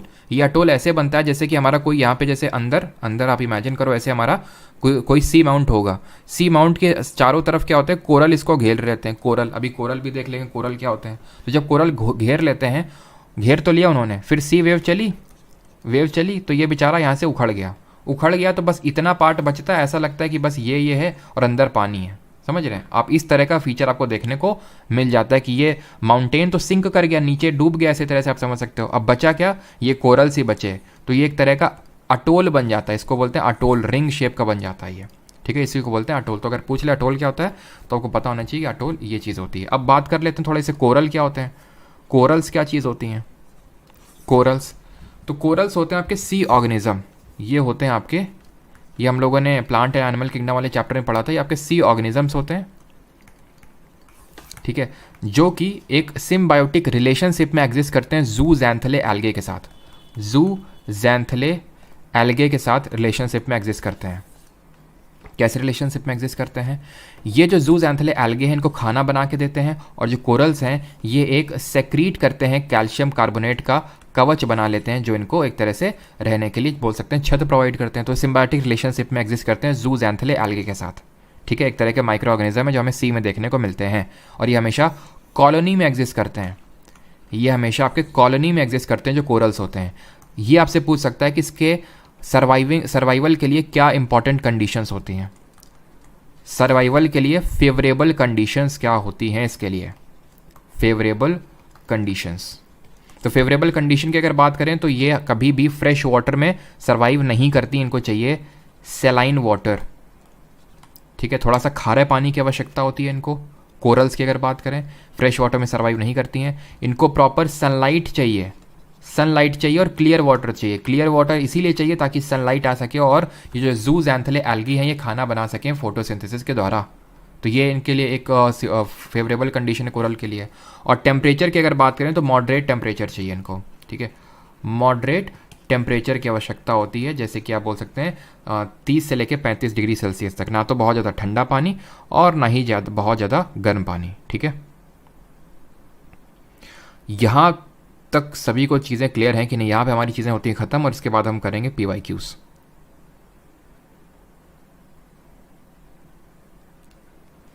क्लियर है यहाँ तक सभी को चीज़ें, फेवरेबल कंडीशन समझ आ गई, सलाइन वाटर, सनलाइट, और सबसे बड़ी, अब इसमें कोरल जो होते हैं ना डिफरेंट टाइप के होते हैं, जैसे अटोल एक तरह के कोरल ही आप बोल सकते हैं, ऐसे हमारी बैरियर रीफ होती हैं। ठीक है, सबसे बड़ी बैरियर रीफ आपको कहाँ पे देखने को मिलेगी, कोई बताएगा? सबसे बड़ी सबसे लंबी बैरियर रीफ कहाँ पे आपको देखने को मिलेगी? और फेवरेबल कंडीशन इसकी इंपॉर्टेंट है, सलाइन वाटर चाहिए, सनलाइट चाहिए, क्लियर वाटर चाहिए, मॉडरेट टेम्परेचर चाहिए, रफली 30 डिग्री सेल्सियस के अराउंड, ठीक है।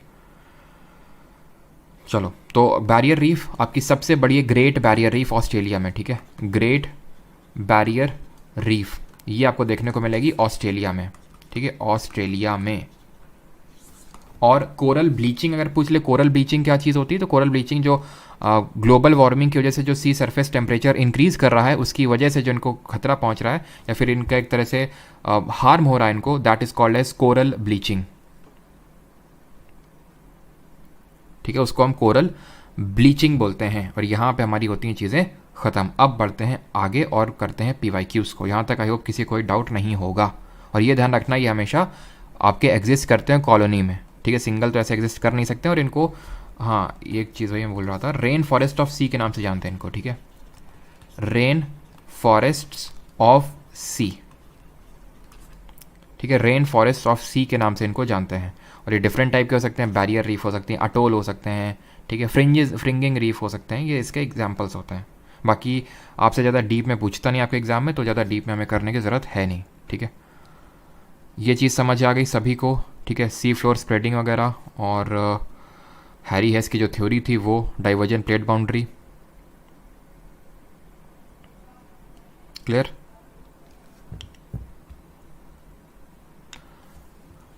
सर ये बताया नहीं क्या मैंने, अल्फ्रेड वेगनर वाला मैंने लिखा नहीं क्या ईयर, हैरी हेस का तो लिखा है ना शायद मैंने, हैरी हेस का तो 1962 लिखा है, अल्फ्रेड वेगनर का नहीं लिखा है क्या? लिख लेना यहाँ पे, अल्फ्रेड वेगनर का 1912, ठीक है, 1912 में इन्होंने अपनी थ्योरी दी थी। क्योंकि SSC पूछ लेता है ना कभी कभी ईयर, तो ईयर भी इंपॉर्टेंट होते हैं आपके। चलिए अब बढ़ते हैं आगे और करते हैं कुछ MCQs को सॉल्व, ठीक है। चलिए पहला क्वेश्चन सॉल्व करिए। Any natural mass of mineral matter that makes up of the earth crust is called as garbage, rock, stone या फिर फॉसिल, उसको क्या बोलते हैं? विद्याधर की बात सुनो। विद्याधर की क्या बात है? गुरुदेव आप बहुत अच्छा पढ़ाते हो, हमको पढ़ने में बहुत दिक्कत हो रहा है क्योंकि हम हिंदी मीडियम में से। गुरुदेव आप बहुत अच्छा पढ़ाते हैं हमको। अच्छा सर, सर का आपने बोला था कि आज कोई वीडियो दिखाओगे ज्योग्राफी से रिलेटेड, देखकर मजा वो जो मज़ा है ना वीडियो देख के, जो तुम्हें मज़ा है वो जब मैं हिमालयाज़ पढ़ाऊँगा तब मज़ा आएगा। वो तुमको हिमालय के फॉर्मेशन में ज़्यादा समझ में आएगा कि हिमालय कैसे बने थे, कि किस तरह से वहाँ टेथीस सागर हुआ करता था पहले, ठीक है। चलो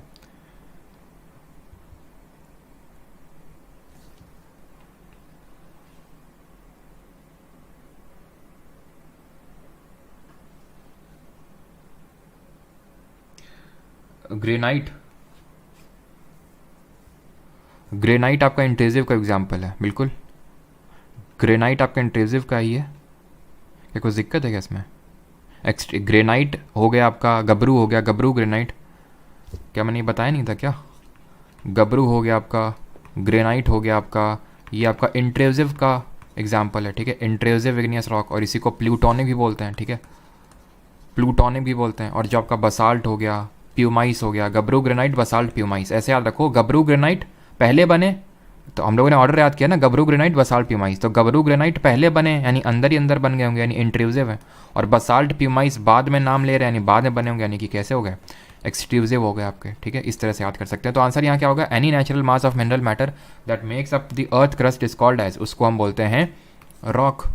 अगला question, which of the following is not a type of rock? CGL 2023 में क्वेश्चन पूछा गया, इनमें से कौन सी चट्टान नहीं है?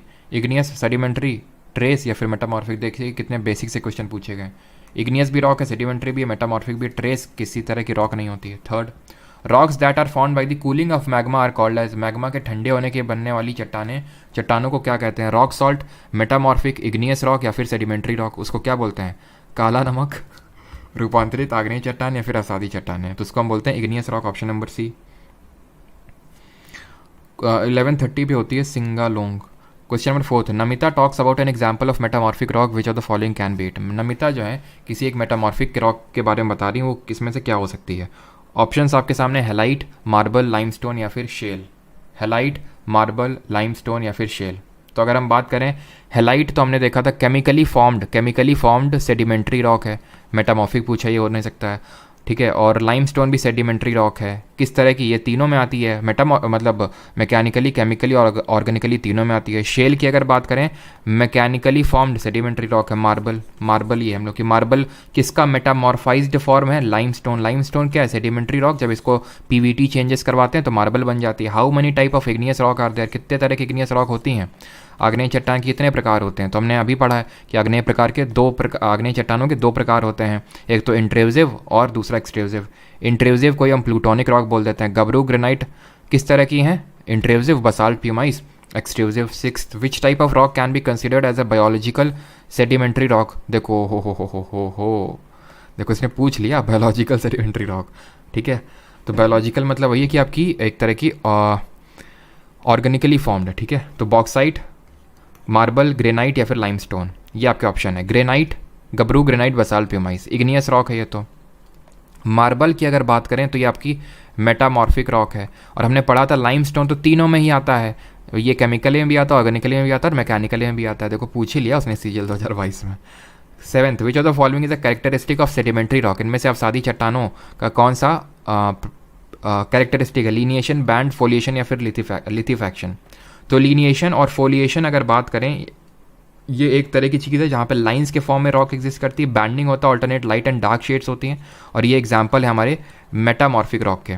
लिथिफैक्शन है सेडिमेंट्री रॉक का कैरेक्टरिस्टिक, जहाँ पे कॉम्पैक्शन होता है और उस कॉम्पैक्शन के थ्रू हमारी सेडिमेंट्री रॉक बनती है। Question number 8, which of the following rocks formed by the cooling and crystallization of magma? यानी जो मैग्मा होता है उसके कूलिंग और क्रिस्टलाइजेशन से कौन सी रॉक बनती है? तो कूलिंग से बनती है, कूलिंग और सॉलिडिफिकेशन से गबरू ग्रेनाइट, बसाल्ट प्यूमाइस, ठीक है। और कोल और चौक यार दोनों आप सी जिससे नाम स्टार्ट हो रहा है मतलब वो ऑर्गेनिकली फॉर्म्ड है। ऑर्गेनिकली फॉर्म्ड क्या? सेडिमेंट्री है। खुद ही सोचिए कि एक क्वेश्चन के दो आंसर तो हो नहीं सकते हैं, तो ये दोनों हट गए। ये शेल नहीं है, एक्चुअली में शेल है ये, ठीक है। शेल भी आपकी सेडिमेंट्री रॉक में ही आती है, बट ये मैकेनिकली फॉर्म्ड है, जिसका नाम एस से चालू होता है। शेल, सैंडस्टोन, वो मैकेनिकली फॉर्म्ड है। बचा एक ऑप्शन, ठीक है, ग्रेनाइट, बिकॉज कूलिंग और सॉलिडिफिकेशन से कौन सी बनती है? कूलिंग और क्रिस्टलाइजेशन से बनती है इग्नियस। सर क्रिस्टलाइजेशन जैसा शब्द तो आपने बताया था मेटामॉर्फिक में, लेकिन वो मैंने बताया था रिक्रिस्टलाइजेशन। क्रिस्टलाइजेशन नहीं बताया था मैंने, वो बताया था रिक्रिस्टलाइजेशन और रीऑर्गेनाइजेशन, दोबारा क्रिस्टलाइज हो रही है तब मेटामॉर्फिक बन रही है, ठीक है। Ninth, which of the following rocks may contain fossil of plant, animal and other micro organism that once lived on them? किसमें आपको फॉसिल्स देखने को मिल सकते हैं? बहुत आसान है। कौन सी होती जो लेयर के फॉर्म में होती है कि लेयर के बीच में फॉसिल्स हो सकते थे और वो जम के बीच में हमें रॉक में हो सकता है कि वो फॉसिल्स मिल जाएं? Sedimentary rock, option number C. Sedimentary rock में हमें देखने को मिलते हैं अवसादी चट्टानों में फॉसिल्स जो होते हैं। Question number 10, which of the following is an igneous rock usually composed of mineral, quartz, feldspar, mica that is formed when hot molten rock cools relatively slow underground? Underground, अंदर ही अंदर सॉलिडिफाई हो गई। Which of the following is an igneous rock है, ठीक है, और वो अंदर ही अंदर बन गई, इंट्रूसिव इग्नियस रॉक। गबरू ग्रेनाइट, खत्म, ठीक है। ग्नीस क्या है? मेटामॉर्फिक है। एम्फीब्योलाइट क्या है? मेटामॉर्फिक है, ठीक है। सिलस्टोन ये आपका सेडिमेंट्री है। आगे बढ़ते हैं। 11th, the steep rocky coast rising almost vertically, ये नहीं करना है, लैंडफॉर्म वाला चैप्टर है उसमें करेंगे। वैसे आंसर क्या होना चाहिए इसका? Steep rocky coast rising almost vertically above sea water से। रॉकी कोस्ट है, कोस्ट है तो ये आपका फिर सी क्लिफ होगा, ठीक है। ऑक्सबो लेक्स तो आपके रिवर के द्वारा बनते हैं, ठीक है, और सी केव्स तो इस तरह की बनती हैं जो सी आर्केस, ये सी आर्केस होती हैं, ये सी क्लिफ होगा इसका आंसर। बाकी अभी लैंडफॉर्म वाले चैप्टर में करेंगे ये, मतलब कभी कभी पूछ लेता, देख रहे हो एमटीएस में क्वेश्चन पूछ रहा है ये डिफिकल्ट टाइप का, ठीक है, लेकिन लैंडफॉर्म वाले चैप्टर में इसको भी कर लेंगे। विच of the following is N example of sedimentary rock? इनमें से कौन सा अवसादी चट्टानों का एक उदाहरण है? सैंडस्टोन, ग्रेनाइट, स्लेट या फिर मार्बल? तो आप देख सकते हैं gabbro granite, basalt pumice, igneous. Slate, S से आपका एस से स्लेट, और ये स्लेट होती है आपकी मेटामॉर्फिक रॉक। किससे बनती है? किसका मेटामॉर्फाइज्ड फॉर्म है? शेल का। शेल जो कि मैकेनिकली फॉर्म्ड ऑर्गेनिक रॉक है उसका मेटामॉर्फाइज्ड फॉर्म है। मार्बल की अगर बात करें, अगेन ये लाइमस्टोन का मेटामॉर्फाइज्ड फॉर्म है, यानी कि मेटामॉर्फिक रॉक है ये भी आपकी। ये इग्नियस हो गई, ये सैंडस्टोन है आपके सेडिमेंट्री रॉक। एमटीएस 2022 देख रहे हैं कितना भी रिसेंट एग्जाम में रॉक चैप्टर से क्वेश्चन पूछे जा रहे हैं। Remains of dead plant and animal trapped in the layers of rocks are called as? तो उनको क्या बोलते हैं? मैन्योर्स बोलते हैं, मोल्ड, फॉसिल्स या फिर रेमनेंट्स? तो उनको बोलते हैं क्या? जीवाश्म बोलते हैं, फॉसिल्स जो डेड प्लांट और एनिमल ट्रैप हो गए उसमें। Breaking up of rocks on the earth surface is called as? पृथ्वी की सतह पर चट्टानों का टूटना क्या कहलाता है? ये भी हम लोगों ने अभी तक किया नहीं है, बट आंसर बता देता हूँ, उसका आंसर वेदरिंग होगा। जब ये रॉक्स टूटती हैं ना तो उसको वेदरिंग प्रोसेस बोलते हैं, बट ये भी हमने किया नहीं है। 15th, the core of the great Himalayas is made up of. जो ग्रेट हिमालय होते हैं उनका जो कोर है वो किसका बना हुआ है? मूल भाग ये बना हुआ है ग्रेनाइट का, ध्यान रखना, ठीक है, रट के रखना इसको। जो ग्रेट हिमालय, जी से ग्रेट हिमालय, जी से granite. Which of the following is determines the colour, texture, chemical properties? अभी नहीं करना है, ठीक है, छोड़ो इसको। वैसे आंसर पेरेंट रॉक होगा, ठीक है, जिन लोगों को जानना है पेरेंट रॉक होगा, बट इसको अभी करना नहीं है। मशरूम रॉक, इसको भी नहीं करना, लैंडफॉर्म वाले चैप्टर में करेंगे। मशरूम रॉक, ग्लेशियल नहीं, डिपोजिट, इसका आंसर होगा विंड इरोजन, ठीक है। विंड इरोजन से ऐसे मशरूम रॉक बन जाती हैं डेजर्ट्स में, लेकिन ये भी करना नहीं है, ठीक है। What type of rocks were once igneous और sedimentary but have metamorphosed as a result of intense heat और pressure within the earth crust? एक समय पे ये इग्नियस या सेडिमेंट्री हुआ करती थी, लेकिन इतना ज़्यादा उन पे प्रेशर पड़ा, हीट टेम्परेचर पड़ा कि वो चेंज हो गई। ग्रेनाइट, क्वार्ट्जाइट, सैंडस्टोन या फिर बसाल्ट, क्या आंसर होगा यहाँ पे? तो ऑब्वियस ही बात है, ये बात हो रही है मेटामॉर्फिक रॉक की। मेटामॉर्फिक रॉक इसमें गबरू, ग्रेनाइट, बसाल्ट, प्यूमाइस, इग्नियस है, ठीक है। क्वार्ट्जाइट की अगर बात करें तो क्वार्ट्जाइट इसका सही आंसर होगा। Sandstone sedimentary, gabbro, granite, basalt, pumice, igneous sedimentary, खत्म, ठीक। 19th, what resources is found in sedimentary rock on the western and eastern flank of peninsula in Gujarat? यहाँ पे कौन से वो देखने को मिलते हैं? गोल्ड, बॉक्साइट, मैंगनीज या फिर पेट्रोलियम? बताइए आंसर जरा। क्वेश्चन नंबर 19, सेडिमेंट्री रॉक में क्या होते हैं? फॉसिल्स होते हैं, लेयर्स के फॉर्म में क्योंकि एग्जिस्ट करती है, तो उसमें हमें पेट्रोलियम देखने को मिलता है। यही तो हमें कॉन्टिनेंटल शेल्फ में भी तो देखने को मिल रहा था, पेट्रोलियम वगैरह, मुंबई हाई वगैरह, ठीक है। 20th number, which of the following rocks is floats in water? इनमें से कौन सी रॉक है जो पानी में तैरती है? ग्रेनाइट, ऑब्सीडियन, प्यूमाइस या फिर स्लेट? तो ये MTS 2021 में क्वेश्चन पूछा गया, सही आंसर इसमें होगा option number C, pumice. Pumice आपकी जो है काफ़ी सॉफ्ट, रिलेटिवली सॉफ्ट होती है और ये पानी में फ्लोट कर जाती है, ठीक है, pumice. 21 number, which of the following is a course grand igneous rock that contains quartz and feldspar? कौन सी कोर्स ग्रेन्ड इग्नियस रॉक है? गबरू, ग्रेनाइट, बसाल्ट, प्यूमाइस, ये भी दोनों आपकी है। मार्बल, ये तो आपकी मेटामॉर्फिक रॉक है। बी और क्वेश्चन का नंबर लिख दिया करो, ठीक है, उससे होता क्या ना, पता चल जाता है आप किसका बी किसका सी बता रहे हो, है ना। तो विच of the following is course grand igneous rock that contains quartz and feldspar? तो अगर आपको याद हो तो कल ये मैंने बताया था आपको इसके बारे में। वैसे तो इसका आंसर ग्रेनाइट होगा, ठीक है। जो हमारा कॉन्टिनेंटल क्रस्ट है वो इन्हीं तरह की फेल्डस्पार रॉक से ही बना हुआ है। कॉन्टिनेंटल क्रस्ट, मैंने आपको यहाँ ये बताया होगा, मैंने आपको फेल्सिक रॉक, याद है कुछ? फेल्सिक रॉक का बना हुआ है कॉन्टिनेंटल क्रस्ट, मैफिक का बना हुआ है ओशिनिक क्रस्ट। कॉन्टिनेंटल क्रस्ट, फेल्सिक, और उसी से आप इसको रिलेट कर सकते थे। ऑप्शन नंबर फर्स्ट आंसर होगा। बाकी इन दोनों को तो एलिमिनेट कर सकते थे, बाकी ये दो ऑप्शन बचते थे आपके, और उसमें से फिर आपको लेना था guess. Which of the following types of rocks are formed by the lithification process? इनमें से कौन सी लिथेफैक्शन की वजह से बनती है? बस एक दो क्वेश्चन और बाकी हैं रॉक के, उसके बाद हम लोग करेंगे वो कॉन्टिनेंटल शेल्फ और स्लोप वाले क्वेश्चन। लिथेफैक्शन, सेडिमेंट्री, मेटामॉर्फिक में lineation, foliation, banding. Slate is a type of slate, किस तरह की चट्टान है? मेटामॉर्फिक, सेडिमेंट्री, इग्नियस या फिर वोल्केनिक? स्लेट, स्लेट ये है आपकी शेल से बनती है, शेल से बनती है स्लेट, और बनती है मतलब मेटामॉर्फिक बनती है, ठीक है।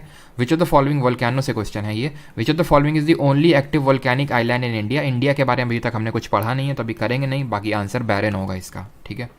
बैरन वोल्केनो इंडिया का एकमात्र एक्टिव वोल्केनो है। वोल्केनो को हम 3 कैटेगरी में डिवाइड करते हैं। एक्टिव होता है एक वोल्केनो, और एक होता है डॉर्मेंट, और एक होता है एक्सटिंक्ट। एक होता है एक्टिव, एक होता है डॉर्मेंट, और एक होता है एक्सटिंक्ट। जो एक्टिव होता है ना वो क्या होता है, उससे लावा निकल रहा है, मतलब फ्रीक्वेंट ऐसा निकल रहा है, मतलब ये नहीं रोज निकलता है, मतलब जैसे कि इस महीने निकला हो सकता है 4-5 महीने बाद निकला है, ऐसे करके, मतलब हर जैसे साल में हो सकता है एक बार मतलब हो जाए इरप्शन, जैसे 2 साल में हो जाए। डॉर्मेंट क्या है, काफ़ी टाइम से नहीं हुआ है लेकिन पॉसिबिलिटी है कि हाँ कभी भी हो सकता है। एक्सटिंक्ट ना तो हुआ है काफ़ी सालों से, ना तो कोई पॉसिबिलिटी है होने की। इंडिया में एक्सटिंक्ट कोई नहीं है, एक्टिव एक है बैरन है, और एक ही डॉर्मेंट है, उसको नारकोंडम बोलते हैं, ठीक है। तो हम देखेंगे इंडियन ज्योग्राफी में। An elastic wave generated by an impulse such as an earthquake और explosion is called as? Elastic wave जो एक impulse such as an earthquake की वजह से जनरेट होती है, तो उसको क्या बोलते हैं? Seismic wave, tectonic shift, sound wave या फिर एपीसेंटर? बताइए। एपीसेंटर तो वो पॉइंट होता है जहाँ पे अर्थक्वेक वेव्स, जिनको हम सीस्मिक वेव के नाम से जानते हैं, वो सबसे पहले टच करती हैं। ये होता है कौन सा पॉइंट, जरा जल्दी से कमेंट बताएंगे। सीस्मिक वेव दो टाइप की होती हैं, body wave, surface wave. Body wave दो तरह की होती हैं, P wave, S wave. P wave आपकी सॉलिड, लिक्विड, गैस तीनों में ट्रैवल कर सकती हैं, स्पीड का ऑर्डर है। They resemble like sound wave, they are the first to be recorded on the seismograph because they are the first to reach on the surface of the earth. फिर अगर हम बात करें एस वेव, एस वेव सिर्फ solid में ही travel कर सकती हैं। एस वेव क्योंकि सिर्फ सॉलिड में ही ट्रैवल कर सकती हैं, तो जो शैडो जोन है, छाया क्षेत्र, वो बड़ा होता है। कितना होता है? रफली 40% ऑफ अर्थ के सरफेस। सरफेस वेव जो होती है, जिनको एल या लव वेव्स के नाम से जानते हैं, ये मोस्ट डिस्ट्रक्टिव होती हैं, ठीक है। और इसको बोलते हैं, इस पॉइंट को हाइपोसेंटर या फिर फोकस के नाम से जानते हैं। एक चीज़ मैं आपसे क्वेश्चन पूछना चाहूँगा, अगर समुद्र में भूकंप आता है तो उसको किस नाम से जाना जाता है, ये बताइए। अगर ओशन में अगर अर्थक्वेक आता है ओशन बेड में, तब उसको हम किस नाम से जानते हैं? Question number 27, dash are build up by the liquid and solid rock erupting from the earth interior. Dash का निर्माण पृथ्वी के आंतरिक भाग के निकलने वाली तरल और ठोस चट्टानों से होता है। Volcanoes, fault blocks, mountains, erosional mountain या फिर प्लेट्यूज? बताइए आंसर क्या होगा। जो आपका लिक्विड और सॉलिड रॉक निकल रहा है, इसकी वजह से आपके वोल्केनोज बनते हैं, ठीक है। यहाँ पे अगर बात करें, फिर वॉल्केनिक माउंटेन बनते हैं। और यहाँ पे सही आंसर होगा कि उसको सुनामी बोलते हैं, ध्यान रखना, ठीक है। सुनामी, सुनामी का मतलब होता है हार्बर वेव्स। ये एक जापानीज टर्म है जिसका मतलब है हार्बर वेव्स, ठीक है। तो सुनामी, ध्यान रखना, सुनामी वो अर्थक्वेक की वजह से वेव्स जनरेट होती हैं, अर्थक्वेक की वजह से सुनामी, ठीक। टाइडल क्या है? वो टाइडल वो periodic rise and fall in sea water है, बट सुनामी आपका अलग है। सुनामी है कि अर्थक्वेक आ रहा है समुद्र के अंदर, ठीक है। इंडिया में जो सबसे भयंकर अभी तक की सुनामी रही, वो 2004 की बॉक्सिंग डे सुनामी है। 2004 की बॉक्सिंग डे सुनामी, इसका मतलब याद रखना, इसका मतलब हार्बर वेव्स होता है सुनामी का मतलब, ठीक है। आगे बढ़ते हैं। Which of the following is N example of the most explosive type of volcanoes. निम्नलिखित में से कौन सा सबसे विस्फोटक प्रकार का ज्वालामुखी? देखो अभी हम लोगों ने पढ़ा भी था, ये CHSL 2020 में क्वेश्चन पूछ लिया गया इसने। सिंडर, फ्लड बसाल्ट, शील्ड या फिर कैल्डेरा? तो फ्लड बसाल्ट प्रोविंस में हमने क्या पढ़ा था? फ्लड बसाल्ट वोल्केनो बहुत ही कम विस्कस होते हैं, बहुत ज़्यादा एरिया कवर करते हैं, बहुत ज़्यादा एरिया कवर करते हैं, ठीक है। शील्ड भी बहुत ज़्यादा कोई मतलब वो नहीं होते, लो विस्कोसिटी होता है, लेकिन इनसे ज़्यादा लो विस्कोसिटी तो किसी लावा में नहीं होती है। कैल्डेरा होते हैं जो मोस्ट एक्सप्लोजिव होते हैं, ठीक है। एस वेव साउंड वेव होता है ना, ना ना ना ना ना ना, गलत समझ ली वानी जी आप। P wave resemble like sound wave, P wave जो कि लॉन्गिट्यूडनल वेव भी होती हैं, ठीक है। फिजिक्स में भी पढ़ेंगे हम कि अनुदैर्घ्य तरंगें होती हैं साउंड वेव। जो एस वेव होती हैं वो सिर्फ सॉलिड में ट्रैवल कर सकती हैं, ये हमने पढ़ा था उसके रिगार्डिंग, ठीक है।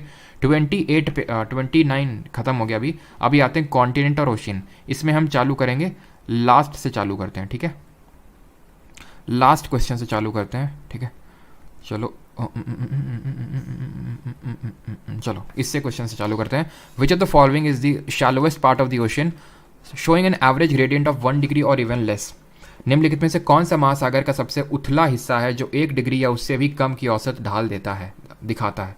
Ocean deeps, continental shelf, continental slope या फिर डीप सी प्लेन? शैलोवेस्ट पार्ट है, 1 डिग्री का ग्रेडियंट है, बहुत कम ग्रेडियंट है, हैं? क्या होगा? ओशियन डीप तो वो हो गया डीप सी प्लेन, ठीक है। कॉन्टिनेंटल शेल्फ इसका आंसर होगा, जो बहुत ही कम ग्रेडियंट दिखाता है, एवरेज ग्रेडियंट इतना होता है, शैलोवेस्ट पार्ट होता है।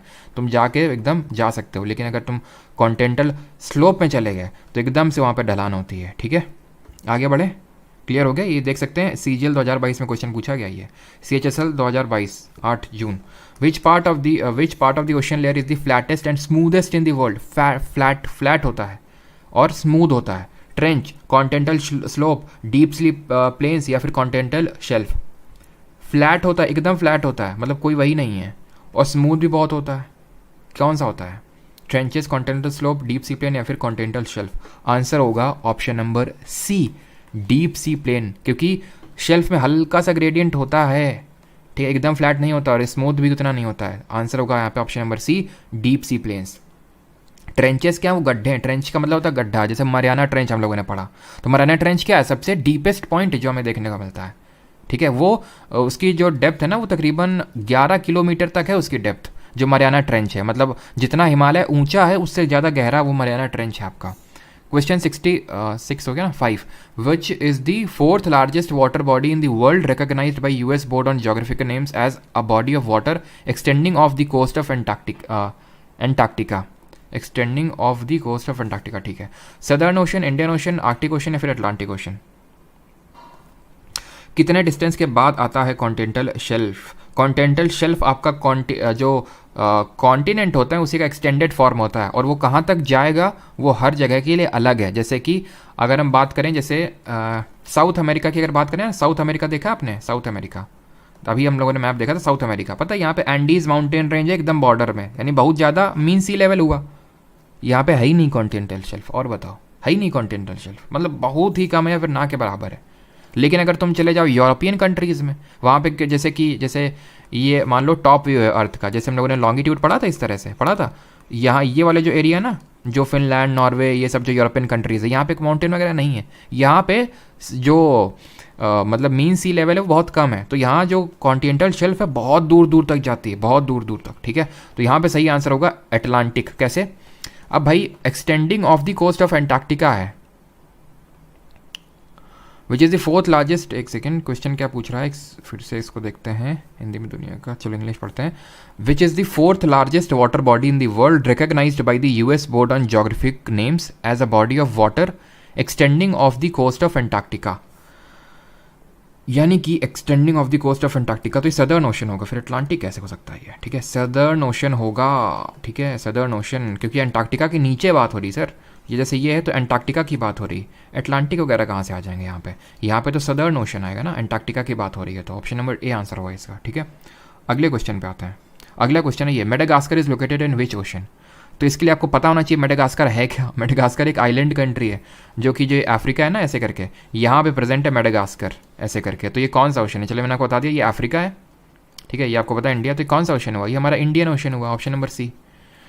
एक सेकेंड, 63 छूट गया।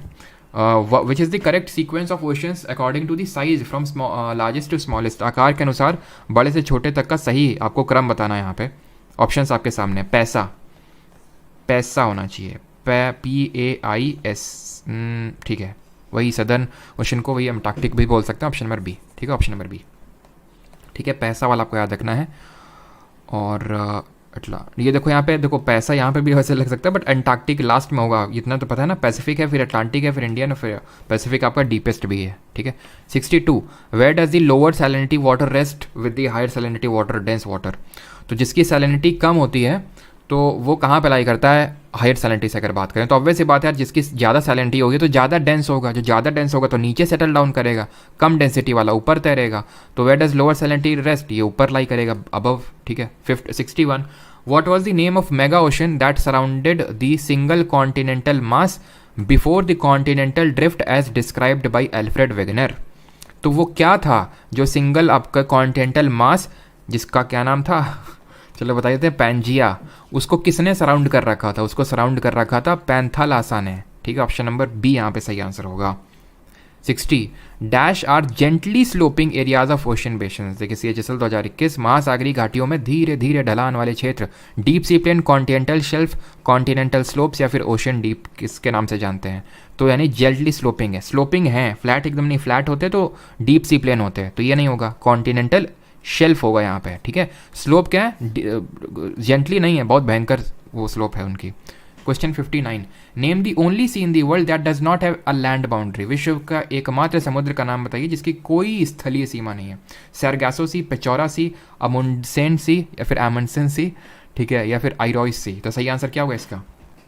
Only sea in the world that does not have land boundary, that is Sargasso Sea, जो कि आपको नॉर्थ अटलांटिक ओशन में देखने को मिलेगा। ये एक तरह की ग्रास होती है, सरगैसम ग्रास, जो ब्राउन कलर की होती है। ठीक है, 50, और यहाँ पे ये इस क्वेश्चन करिए, Black Sea in the dash ocean? Black Sea आपको किस ओशन में देखने को मिलेगा? बलवंत सर, SSC GD के लिए नया बैच ला रहे हो क्या? बलवंत अभी तो नहीं। ठीक है, ब्लैक सी किस ओशन में? तो ब्लैक सी अटलांटिक ओशन में होगा। यहाँ पे आप देख सकते हो, ये आपका काला सागर है। ठीक है, ये आपका ब्लैक सी। अभी हम लोगों ने सी वगैरह के बारे में नहीं पढ़ा, मेडिटेरेनियन हो गया, कैस्पियन हो गया, ब्लैक हो गया, इसको मैं अलग से रखूँगा। ठीक है, और थोड़ा सा चीज़ें, कल भी आप लोगों की क्लास होगी, सैटरडे भले कल, लेकिन कल क्लास होगी आप लोगों की, क्योंकि एक दिन बीच में गैप हुआ था इसलिए। ठीक है, तो कल क्लास है आपकी। तो ये आप देख सकते हैं अटलांटिक के में ही आएगा ये। ठीक है, अटलांटिक में ही आएगा ये। Sorry. The north east canyons and seamounts marine national monument is located in, कहाँ पे लोकेटेड है? आर्कटिक, अरेबियन, अटलांटिक ओशन या फिर रेड सी। तो ये आपको देखने को मिलेंगे अटलांटिक ओशन में। जो भी नॉर्थ ईस्ट कैनियन है, सी माउंट है, मरीन नेशनल मॉन्यूमेंट है, ये हैं आपके अटलांटिक ओशन में, ठीक है।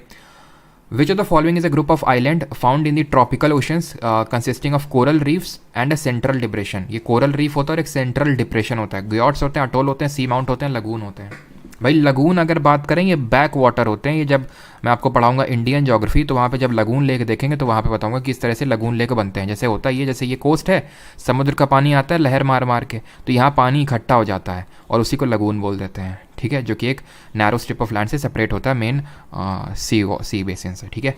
सी माउंट क्या होता है? सी माउंट होता है भाई समुद्र का माउंटेन, उसके बारे में तो चर्चा हो नहीं रही है। ग्योट क्या होता है? फ्लैट टॉप्ड सी माउंट, उसका जो ये पीक है वो उड़ गया वेव्स की वजह से, ग्योट बन गया। अटोल हम लोगों ने पढ़ा था। इस तरह से कोरल होता है, सेंट्रल डिप्रेशन होता है, क्योंकि वो माउंटेन के अराउंड ऐसे ऐसे बना होगा, माउंटेन नीचे बेचारा संक कर गया, बचा क्या? कोरल बचा। 55 विच of the following oceans would you associate with ring of fire? आप रिंग ऑफ फायर को निम्नलिखित में से किस महासागर से जोड़ेंगे? आर्कटिक से, अटलांटिक से, इंडियन से, फिर पैसिफिक से। आई थिंक ये मैंने कल आपको बताया होगा ये, कि जहाँ जहाँ पे इस तरह से ऐसे ऐसे करके, जहाँ पे बहुत ज़्यादा, जहाँ हमारे प्लेट बाउंड्रीज हैं वहाँ बहुत ज़्यादा वॉल्केनिक एक्टिविटी होती है, अर्थक्वेक्स आते हैं, और ये हमारा पैसिफिक ओशन में पड़ता है। कल हम लोगों ने देखे थे ना। जरा ये बताइए, हमारी जितनी भी प्लेट है, लिथोस्फेरिक प्लेट, उनको कितनी मेजर और कितनी माइनर प्लेट में हमने डिवाइड कर रखा है? Which water body is the world's third largest ocean spread over area of 70, कितना है ये, जितना भी हो, ठीक है, तो कितने में फैला हुआ है? अटलांटिक, कौन सा अटलांटिक है, पैसिफिक है, सदर्न है या फिर इंडियन है? तो पैसा, PAI, आई मतलब इंडियन, थर्ड नंबर का पूछ रहा है हमसे, ठीक है। हाँ, identify the shallowest part of the ocean. देख रहे हैं कितने क्वेश्चन भरे भरे पड़े हैं शेल्फ, स्लोप और इनसे, और हमें लगता है कि कहाँ से पूछे जाते हैं, कहीं से नहीं, ये सब वही हैं क्वेश्चन, ठीक है, जो हम लोगों ने अभी पढ़े हैं। तो शैलोएस्ट पार्ट है, यानी कि ज़्यादा आप डूबोगे नहीं, शेल्फ खत्म। डीप तो डीप है भैया, सब में नाम में ही डीप है, उसके स्लोप तो बहुत ज़्यादा स्लोप है। ट्रेंचेस तो गड्ढे होते हैं, इसमें गए तो फिर वापस ही नहीं निकलोगे। 52 what happens to the salinity of the surface of the ocean? समुद्र की सतह की लवणता का क्या होता है? Increase by the precipitation process, increase by the loss of, बताओ जरा। अगर प्रेसिपिटेशन का मतलब क्या होता है? पढ़े नहीं अभी, पढ़ेंगे इसको भी वर्ल्ड ज्योग्राफी में। प्रेसिपिटेशन का मतलब होता है, समझ लो ऐसे बारिश, वैसे precipitation is much more than बारिश, बट मान लेते हैं बारिश है ये, ठीक है, बारिश हो रही है, तो बारिश से सैलिनिटी बढ़ेगी क्या? ना। सैलिनिटी पता है किससे बढ़ती है? सैलिनिटी बढ़ती है जब इवेपोरेशन ज़्यादा होता है। जैसे लेह लद्दाख में जाओ, तो मैंने तुम्हें बताया था, अभी नहीं बताया सॉरी, वो मैंने कल वो उस वाली में PYQ सीरीज में बताया था। पंगोंग सो मोरीरी, ये लेक देखने को मिलते हैं लद्दाख में। ये बात मतलब ये मन में डाउट क्रिएट करता है कि भाई क्यों, लद्दाख में तो ओशन भी नहीं है आसपास, तो फिर क्यों सॉल्ट है? बिकॉज वहाँ इवेपोरेशन बहुत ज़्यादा होता है, क्योंकि वो डेजर्ट है लद्दाख, तो वहाँ इवेपोरेशन बहुत ज़्यादा होता है, तो इस वजह से वो सॉल्ट ही बचता है बस। तो इवेपोरेशन से सैलिनिटी इंक्रीज करेगी, प्रेसिपिटेशन से डिक्रीज करेगी, तो ये गलत हुआ। Decreases bye the loss of water और टू आइस और इवेपोरेशन, ना उससे तो इंक्रीज करेगी। Increases by the loss of water, अब देख लीजिए सिमिलर और कंट्रास्टिंग ऑप्शंस हैं, यानी आंसर इन्हीं में से होगा। इवेपोरेशन से या तो इंक्रीज करेगी या डिक्रीज करेगी, बात एक ही, ठीक है। डिक्रीजेज बाय ट्रांसपोर्टेशन ये नहीं, ठीक है, तो ऑप्शन नंबर C आंसर हो जाएगा यहाँ पे। Identify the factor that does not affect the salinity of the ocean, इनमें से कौन सा फैक्टर है जो सैलिनिटी को अफेक्ट नहीं करेगा, लवणता को नहीं प्रभावित करेगा? Type of marine organism found in the water bodies, the rate of evaporation of water, wind, the amount of fresh water flowing into the ocean. अब भाई फ्रेश वाटर अगर आएगा ओशन में, फ्रेश वाटर कैसे आ सकता है? रिवर, नदियों से आता है, नदियों से आता है, जैसे ये है हमारा, ठीक है। तो यहाँ अगर सॉल्ट लेवल सैलिनिटी चेक करोगे ना, बहुत कम देखने को मिलेगी, बिकॉज यहाँ आपकी नदियाँ आके, हमारी इंडिया में हम देखेंगे जो रिवर सिस्टम में, कि नदियाँ आके डेल्टा बनाती हैं, फ्रेश वाटर लेके आती हैं। डीप में चले जाओ, बहुत ज़्यादा तुम्हें देखने को मिलेगी, ठीक है। Type of marine organism found in the water body, ये भी अफेक्ट करेंगे। रेट ऑफ इवेपोरेशन ये और प्रेसिपिटेशन ये भी अफेक्ट करेंगे, अभी हमने देखा। विंड किसी तरह से अफेक्ट नहीं करती है ये, तो ऑप्शन नंबर C यहाँ पे सही आंसर होगा, ठीक है। क्वेश्चन क्या था?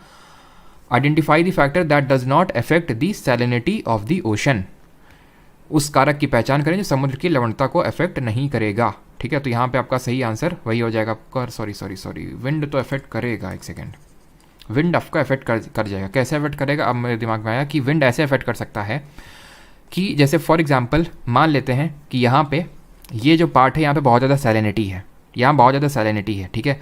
और ये मान लेते हैं विंड कुछ इस तरह से चली, तो ये जो सलाइन वाटर है, एल्कलाइन वाटर है, वो यहाँ कोस्ट तक पहुँच जाएगा, तो यहाँ की सैलिनिटी इंक्रीज़ कर देगा ये विंड। क्लियर है ये चीज़, ठीक है। पहली चीज़। दूसरी चीज़, मान लेते हैं कि यहाँ पे वाटर है, ठीक है, यहाँ पे क्या हुआ, बहुत ज़ोर की हवा चली, विंड चली, तो ये वाटर यहाँ से डिस्प्लेस हो गया, जिसको कि फिल करने से नीचे जो ज़्यादा सॉल्टी वाटर है, सैलाइन वाटर है, वो नीचे ऊपर आएगा, वो सैलिनिटी अफेक्ट कर देगा। मरीन ऑर्गेनिज्म में अफेक्ट नहीं करेंगे, ठीक है। मरीन ऑर्गेनिज्म में किसी तरह से सैलिनिटी को अफेक्ट नहीं करेंगे। क्लियर। आगे बढ़ते हैं, बस आपके 4-5 क्वेश्चन और बाकी हैं, ठीक है। हम लोगों ने शुरू के तो कर ही लिए थे, बस कुछ और क्वेश्चन बाकी थिंक हम लोगों ने 40-45 तक कर लिए थे। Which sea is the north western part of the Indian ocean that covers total area of approximately this much square miles and forms a part of the major sea route between Europe and India? क्या है? Caspian sea है? बिल्कुल नहीं। Caribbean sea India के north west में। Mediterranean sea? बिल्कुल नहीं। Arabian sea है आपका, ठीक है। Which sea is the north western part of, ये इंडियन ओशन का नॉर्थ वेस्टर्न पार्ट है जो इतना एरिया कवर करता है, और forms a part of major sea road between India और यूरोप के बीच में, यहीं से तो ट्रेड होता है ऐसे करके, ठीक है, जो है आपका अरेबियन सी, अरब सागर है, ठीक है। Which water body covers an area of 1,55,800 kilometre square and makes up only 4.3% of the global ocean? क्या आंसर होगा? एटलांटिक, आर्कटिक, सदर्न या फिर इंडियन ओशन? तो सही आंसर यहाँ पे होगा आर्कटिक। अभी कैसे इसको मतलब वो करेंगे, वो हिंट दे रहा है ओनली 4.3%, सिर्फ 4.3% है ग्लोबल ओशन का। ग्लोबल ओशन का सिर्फ 4.3% ओनली, यानी बहुत छोटा है, तभी ये बहुत बात कर रहा है। पैसा में अगर हम देखें सबसे छोटा कौन सा है? पैसिफिक, अटलांटिक, इंडियन, सदर्न और आर्कटिक। सबसे छोटा आर्कटिक ही है, तो उसी को मारो ना फिर, क्योंकि वो हिंट दे रहा है ओनली, यानी बस इतना ही है, तो वो हिंट दे रहा है आपको कि सबसे छोटे वाले की हम बात कर रहे हैं, ठीक है। The process of seepage of water into the ground is called as, जैसे कि पानी होता है ना, जैसे पानी आप देखते हो सूख जाता है, जैसे बारिश हुई पानी सूख गया, तो कुछ तो इवेपोरेशन से इवेपोरेट हो जाता है और कुछ नीचे चला जाता है ग्राउंड वाटर में, तभी बरसात के टाइम पे ग्राउंड वाटर जो लेवल है वो इंक्रीज़ कर जाता है। ये होता है इन्फिल्ट्रेशन की वजह से, इन्फिल्ट्रेशन की वजह से जो पानी है वो अंदर चला जाता है, इसको, ठीक है, इन्फिल्ट्रेशन बोलते हैं। The rhythmic rise and fall of ocean water twice in a day, एक दिन में जो 2 बार राइज और फॉल होता है ओशन वाटर में, ये किसको क्या बोलते हैं? इसको वेव बोलते हैं? बिल्कुल नहीं। वेव तो जैसे कि हवा चली तो उसकी वजह से भी वेव आ सकती है, अर्थक्वेक आ गया, भूकंप आ गया, उसकी वजह से भी वेव आ सकती है, सुनामी जो हार्बर वेव है। करंट क्या होता है वो हम पढ़ेंगे ओशन करंट में, वो क्या धीरे धीरे धीरे धीरे जो स्लो मूवमेंट होता है, ऐसा नहीं कि दिन में 2 बार, दिन में 3 बार ना, इसको बोलते हैं टाइड। ये हमने टॉपिक किया नहीं है, बट फिर भी अभी के लिए आप ये देख लो, बिकॉज काफ़ी लोग का जैसे CPO एग्ज़ाम है, मुझे पता है कुछ का सीजल मीन्स, तो ये होता है 2 फैक्टर की वजह से। ये होता है टाइड, जो टाइड्स जनरेट होती हैं, ये होता है आपका एक तो ग्रेविटेशनल पुल, सन और मून का 2 फोर्स रिस्पॉन्सिबल होते हैं, एक तो ग्रेविटेशनल पुल होता है और दूसरा सेंट्रीफ्यूगल फोर्स होता है। ग्रेविटेशनल पुल और सेंट्रीफ्यूगल फोर्स, 2 तरह की टाइड होते हैं, तो खैर हम लोग PY की सीरीज़ में कल भी देखे थे, तो यहाँ पे उतना डीप में नहीं देखेंगे बिकॉज अभी टाइड पढ़ा नहीं है इसलिए।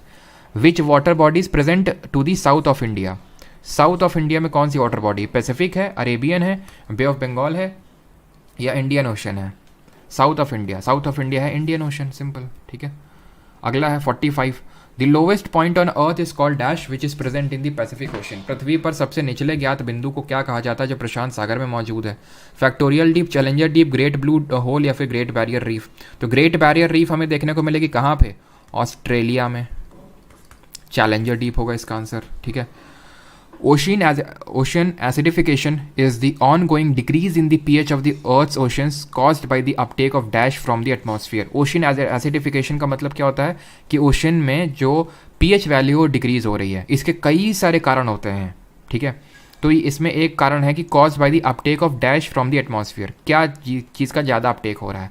तो यह है कार्बन डाइऑक्साइड का ज़्यादा अपटेक अब होने की वजह से ओशन का जो pH वैल्यू है एवरेज वो डिक्रीज़ कर रहा है। ये केमिस्ट्री में पढ़ेंगे pH क्या होता है, अगर पता है तो ठीक है समझ लो। अभी कार्बन डाइऑक्साइड मतलब एक तरह से एसिडिफिकेशन हो रहा है, ठीक है, कार्बन डाइऑक्साइड बढ़ने की वजह से। 43, Sri Lanka is separated from India, अभी नहीं करना है, ये इंडियन उसमें करेंगे, अभी नहीं करना है, जब इंडियन ज्योग्राफी करेंगे तब करेंगे, ठीक है। ठीक है, चलो ये बता दो, क्वेश्चन है आपका, बस 1-2 क्वेश्चन और बाकी है आपके। What is the average salinity of the Indian Ocean? Hind महासागर की औसत लवणता कितनी है? तो ये 35 आंसर होगा, ठीक है, 35 इतनी, मतलब एक्सट्रीम को आप एलिमिनेट कर सकते हो, ये एक्सट्रीम्स को आप एलिमिनेट कर सकते हो। आंसर यहाँ पे ऑप्शन नंबर बी होगा 35, ठीक है। What is the percentage of earth in fresh water? अभी वाटर चैप्टर हमने पढ़ा नहीं है, ठीक है। तो पृथ्वी का कितना प्रतिशत जल ताज़ा है, ठीक है।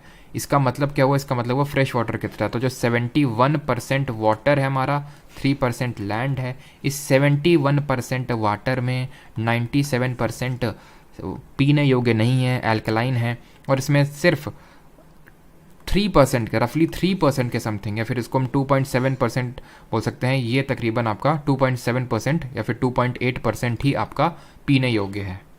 ये हम देखेंगे जब वाटर टॉपिक चालू करेंगे, तो वहाँ पे देखेंगे कि कितना पार्ट कहाँ पे है। जैसे इसमें जो फ्रेश वाटर होता है हमारी अर्थ में 2.7 या फिर 2.8% फ्रेश वाटर है, बाकी पीने योग्य नहीं है 71 में।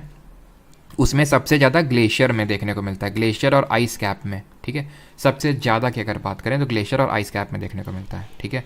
और फिर अगर बात करें जो आपकी नदियाँ वगैरह होती हैं उनमें देखने को मिलता है, वो हम पढ़ेंगे बाद में। 39 मरियाना ट्रेंच कहाँ पे है? ये आपके पैसिफिक में है। Percentage of earth's water found in the oceans, oceans में कितना पानी है? 97.2 है। बचा 2.8 कहाँ है? ये फ्रेश वाटर है, यानी कि जो पीने योग्य है, जिसमें कि सबसे ज़्यादा तो आइस कैप और ग्लेशियर में ही छुपा हुआ है, आइस कैप और ग्लेशियर में ही ज़्यादातर छुपा हुआ है, ठीक है। आगे बढ़ते हैं, अगला क्वेश्चन देखते हैं। अगला क्वेश्चन ये है, which is the largest continental shelf in the world? विश्व का सबसे बड़ा महाद्वीपीय शेल्फ कौन सा है? Shelf of India, the Indian ocean shelf, the shelf in the Pacific ocean, या फिर the Siberian shelf in the Arctic ocean? बताइए। अभी हमने पढ़ा था कॉन्टिनेंटल शेल्फ कहाँ बड़ी है, जहाँ पे जो मीन सी लेवल है वो कम है, Siberia, Siberian shelf of Arctic ocean, जो पोलर एरियाज है हमारे। क्लियर है ना अभी कि क्यों यहाँ पे ज़्यादा? इंडियन ओशन ऐसे याद करो, हिमालय है यहाँ पे, ठीक है। शेल्फ ऑफ इंडिया, ना ना ना, एक क्वेश्चन के दो आंसर हो नहीं सकते, रिलेटिव सिमिलर लग रहा है हमें, ठीक है। ऑप्शन नंबर डी यहाँ पे सही आंसर होगा, ठीक है। अभी मैंने आपको बताया है उसका रीज़न कि क्यों यहाँ पे लंबा होगा। विच of the following was not a part of Gondwana land? इनमें से गोंडवाना लैंड का पार्ट कौन सा नहीं था? ऑस्ट्रेलिया, नॉर्थ अमेरिका, इंडिया या फिर साउथ अमेरिका? तो अगर हम बात करें, हमें याद है पैंजिया पैंथलासा, पैंजिया पैंथलासा ऊपर लॉरेसिया, नीचे गोंडवाना लैंड। लॉरेसिया में आपका नॉर्थ अमेरिका और यूरोप आ रहा था, और गोंडवाना लैंड में ये अफ्रीका, साउथ अमेरिका, इंडिया ये सब आ रहा था। तो यूरोप आपका पार्ट नहीं होगा, Europe which not a part of Gondwana land. Australia था, नॉर्थ अमेरिका था, इंडिया भी था, इंडिया ही फिर नहीं होगा यहाँ पे, ठीक है। वैसे तो यूरोप होना चाहिए था यहाँ पे, हैं। क्वेश्चन तो जितना मुझे याद आ रहा है सीजीएल में पूछा गया था यूरोप था, बट बिकॉज अब इन दोनों, सॉरी है तो नॉर्थ अमेरिका, मुझे साउथ अमेरिका समझ आ रहा है, ठीक है। नॉर्थ अमेरिका आंसर होगा, ठीक है। ऑप्शन नंबर बी हो जाएगा। यहाँ पे सिमिलर और कंट्रास्टिंग भी देख सकते हैं नॉर्थ अमेरिका और साउथ अमेरिका में, ठीक है। 35 which of the following plates has the slowest rate of movement at less than 2.5 centimeter per year? किस प्लेट का सबसे slowest movement? Arctic ridge, north American plate, mid Atlantic ridge या फिर east Pacific rise? सबसे slowest movement है Arctic ridge का। सबसे अगर फास्टेस्ट पूछ ले तो जो हमारी पैसिफिक रीज है उसका है, जो पैसिफिक प्लेट है ना उसका सबसे फास्टेस्ट मूवमेंट है। आर्कटिक जो रीज है उसका सबसे स्लोवेस्ट मूवमेंट है। 34 million of year ago, million साल पहले इंडियन सब कॉन्टिनेंट सेपरेट हुआ था from mainland by a large sea known as, उस सी का नाम क्या था? टेथीज, एगेनिया, प्रोमेथियस या फिर टाइफून? सुबह नाश्ता नहीं किया फिर, बस थोड़ा सा, बस 2-3 क्वेश्चन। और मुझे पता है कि इतने जो कम लोग हो गए 2,500 से सीधे 1.7 जो धीरे धीरे कम हो रहे हैं वो इसी वजह से हैं, बिकॉज खाने का समय हो रहा है आपका, मुझे पता है। लेकिन अब क्वेश्चन करवा देते हैं, क्यों छोड़ते हैं फिर, ठीक है। टेथीज सी, ऑप्शन नंबर ए, ठीक है। Through which of the following action does the lithosphere move over the एस्टेनोस्फीयर? चलो बस, चाहे जितने भी अब क्वेश्चन होंगे 2 से ज़्यादा क्वेश्चन नहीं करेंगे, ठीक। 2 से ज़्यादा क्वेश्चन नहीं करेंगे, चाहे कुछ भी हो जाए। अच्छा विद्याधर सर, थोड़ी एनर्जी दिखाइए, आप ऐसे स्लो होंगे तो कैसे काम चलेगा, हम तो फिर सो जाएंगे। अच्छा बेटा विद्याधर, पिछले में 1.5 घंटे से कॉन्टिन्यूसली बोल रहा हूँ, लिख रहा हूँ, देख रहा हूँ, ठीक है। तुम्हें सिर्फ सुनना है, ठीक है। तो एनर्जी मेरी डाउन होगी, ठीक है। विच ऑफ द फॉलोइंग, और कुछ भी अभी समझ लो कि सिर्फ 1 गिलास जूस पिया सुबह से, और ये मेरी दूसरी क्लास है। अभी सुबह मैं ले चुका हूँ तकरीबन 1.5-2 घंटे क्लास, उसके बाद यहाँ आपके ले रहा हूँ। Which of the following action does the lithosphere move over the, इसको बोलते हैं plate tectonics, option number B, ठीक है। प्लेट टेक्टोनिक्स बोलते हैं, जिसके बारे में हम लोग पढ़ चुके हैं कि 3 तरह का प्लेट मूवमेंट होता है। एक तो कॉन्वर्जेंट, एक होता है डाइवर्जेंट, और दूसरा होता है ट्रांसफॉर्म। इसमें क्रस्ट डिस्ट्रॉय होती है, क्रिएट होती है, और इसमें कुछ नहीं होता है। 2 क्वेश्चन बोले थे, एक ये करो और दूसरा फिर एक और। The dash is the extended margin of each continent occupied by relatively shallow seas and gulfs, extended margin है कॉन्टिनेंट का, रिलेटिव शैलो है, ख़त्म यार। ठीक है, option number D. Last question, which of the following countries belong to polar regions, निम्नलिखित में से कौन सा देश ध्रुवीय क्षेत्रों से संबंधित है? Canada, Colombia, Chile, China. Answer यहाँ पे कनाडा होगा। Control Uday control. ठीक है, चलो अभी लास्ट क्वेश्चन रखते हैं, मुझे पता है फिर लोग, चलो यार 2 ही क्वेश्चन बाकी हैं यार, कर लो। ठीक है, अब 2 और बाकी, क्यों फिर पाप लगेगा फालतू में। 29, dash is made up of lower density felsic rock such as andesite and granite. क्या बनाता है? जी सी। ठीक है, इसको कर लो, movement of fault line can cause. ठीक है, फॉल्ट लाइन का मूवमेंट क्या कॉज करेगा? A flood, sudden rain, earthquake या फिर स्टॉर्म। फॉल्ट लाइन पता है क्या होता है?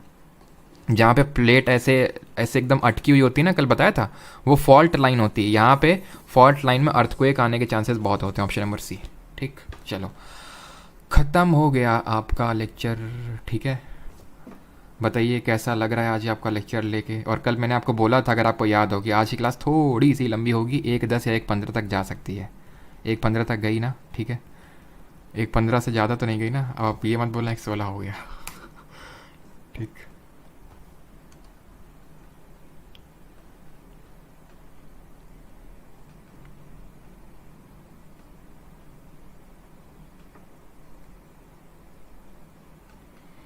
सर सर अपने मन की किए एंड तक पूरा ही करा दिए। अब 2 क्वेश्चन बच रहे थे, मैं ना करवाता अगर 6-7 क्वेश्चन होते, लेकिन अब 2 क्वेश्चन बच रहे थे। हाँ, परेशान हो गए। अच्छा, जल पी लीजिए, क्यों नहीं, बहुत धन्यवाद। किसने याद दिलाया? विशाल जी ने। क्यों नहीं विशाल जी।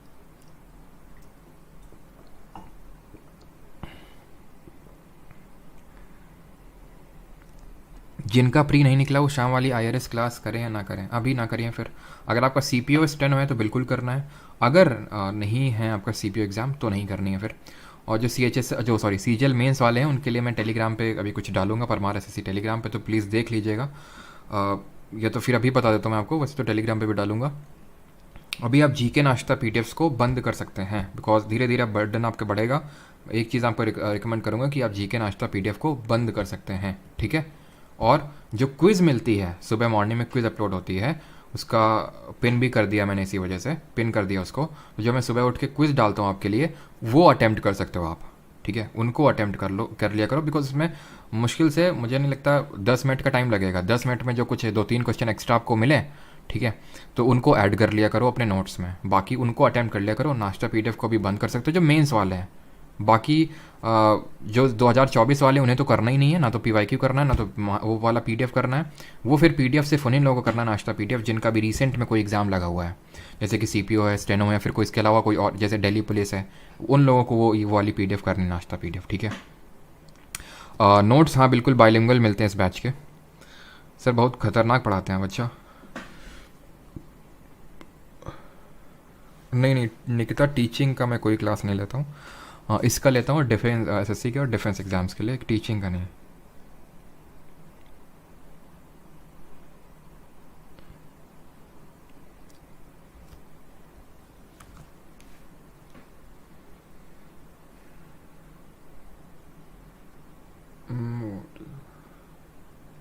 असफाल्ट क्या होता है? असफाल्ट रोड वोड देखे हो, टार देखो, उसको क्या बोलते हैं? टार टार टार तार तार तार तार बिजली से पातर। ठीक है, तो असफाल्ट जो होता है ना, एक एक काफ़ी विस्कस टाइप का, मतलब गाढ़ा टाइप का मटेरियल होता है, काला काला, जिससे जिससे कि आपकी रोड वगैरह बनाई जाती हैं। ठीक है, ये हमें जो पेट्रोलियम का जो बाई प्रोडक्ट होता है ना, उससे मिलता है। पेट्रोलियम का बाई प्रोडक्ट होता है, एक तरह का हाइड्रोकार्बन ही होता है। चलिए भाई, धन्यवाद। सब लोग खाना खाने गए और यहाँ फालतू में ही लगे हुए हैं। चलो, थैंक यू, है ना।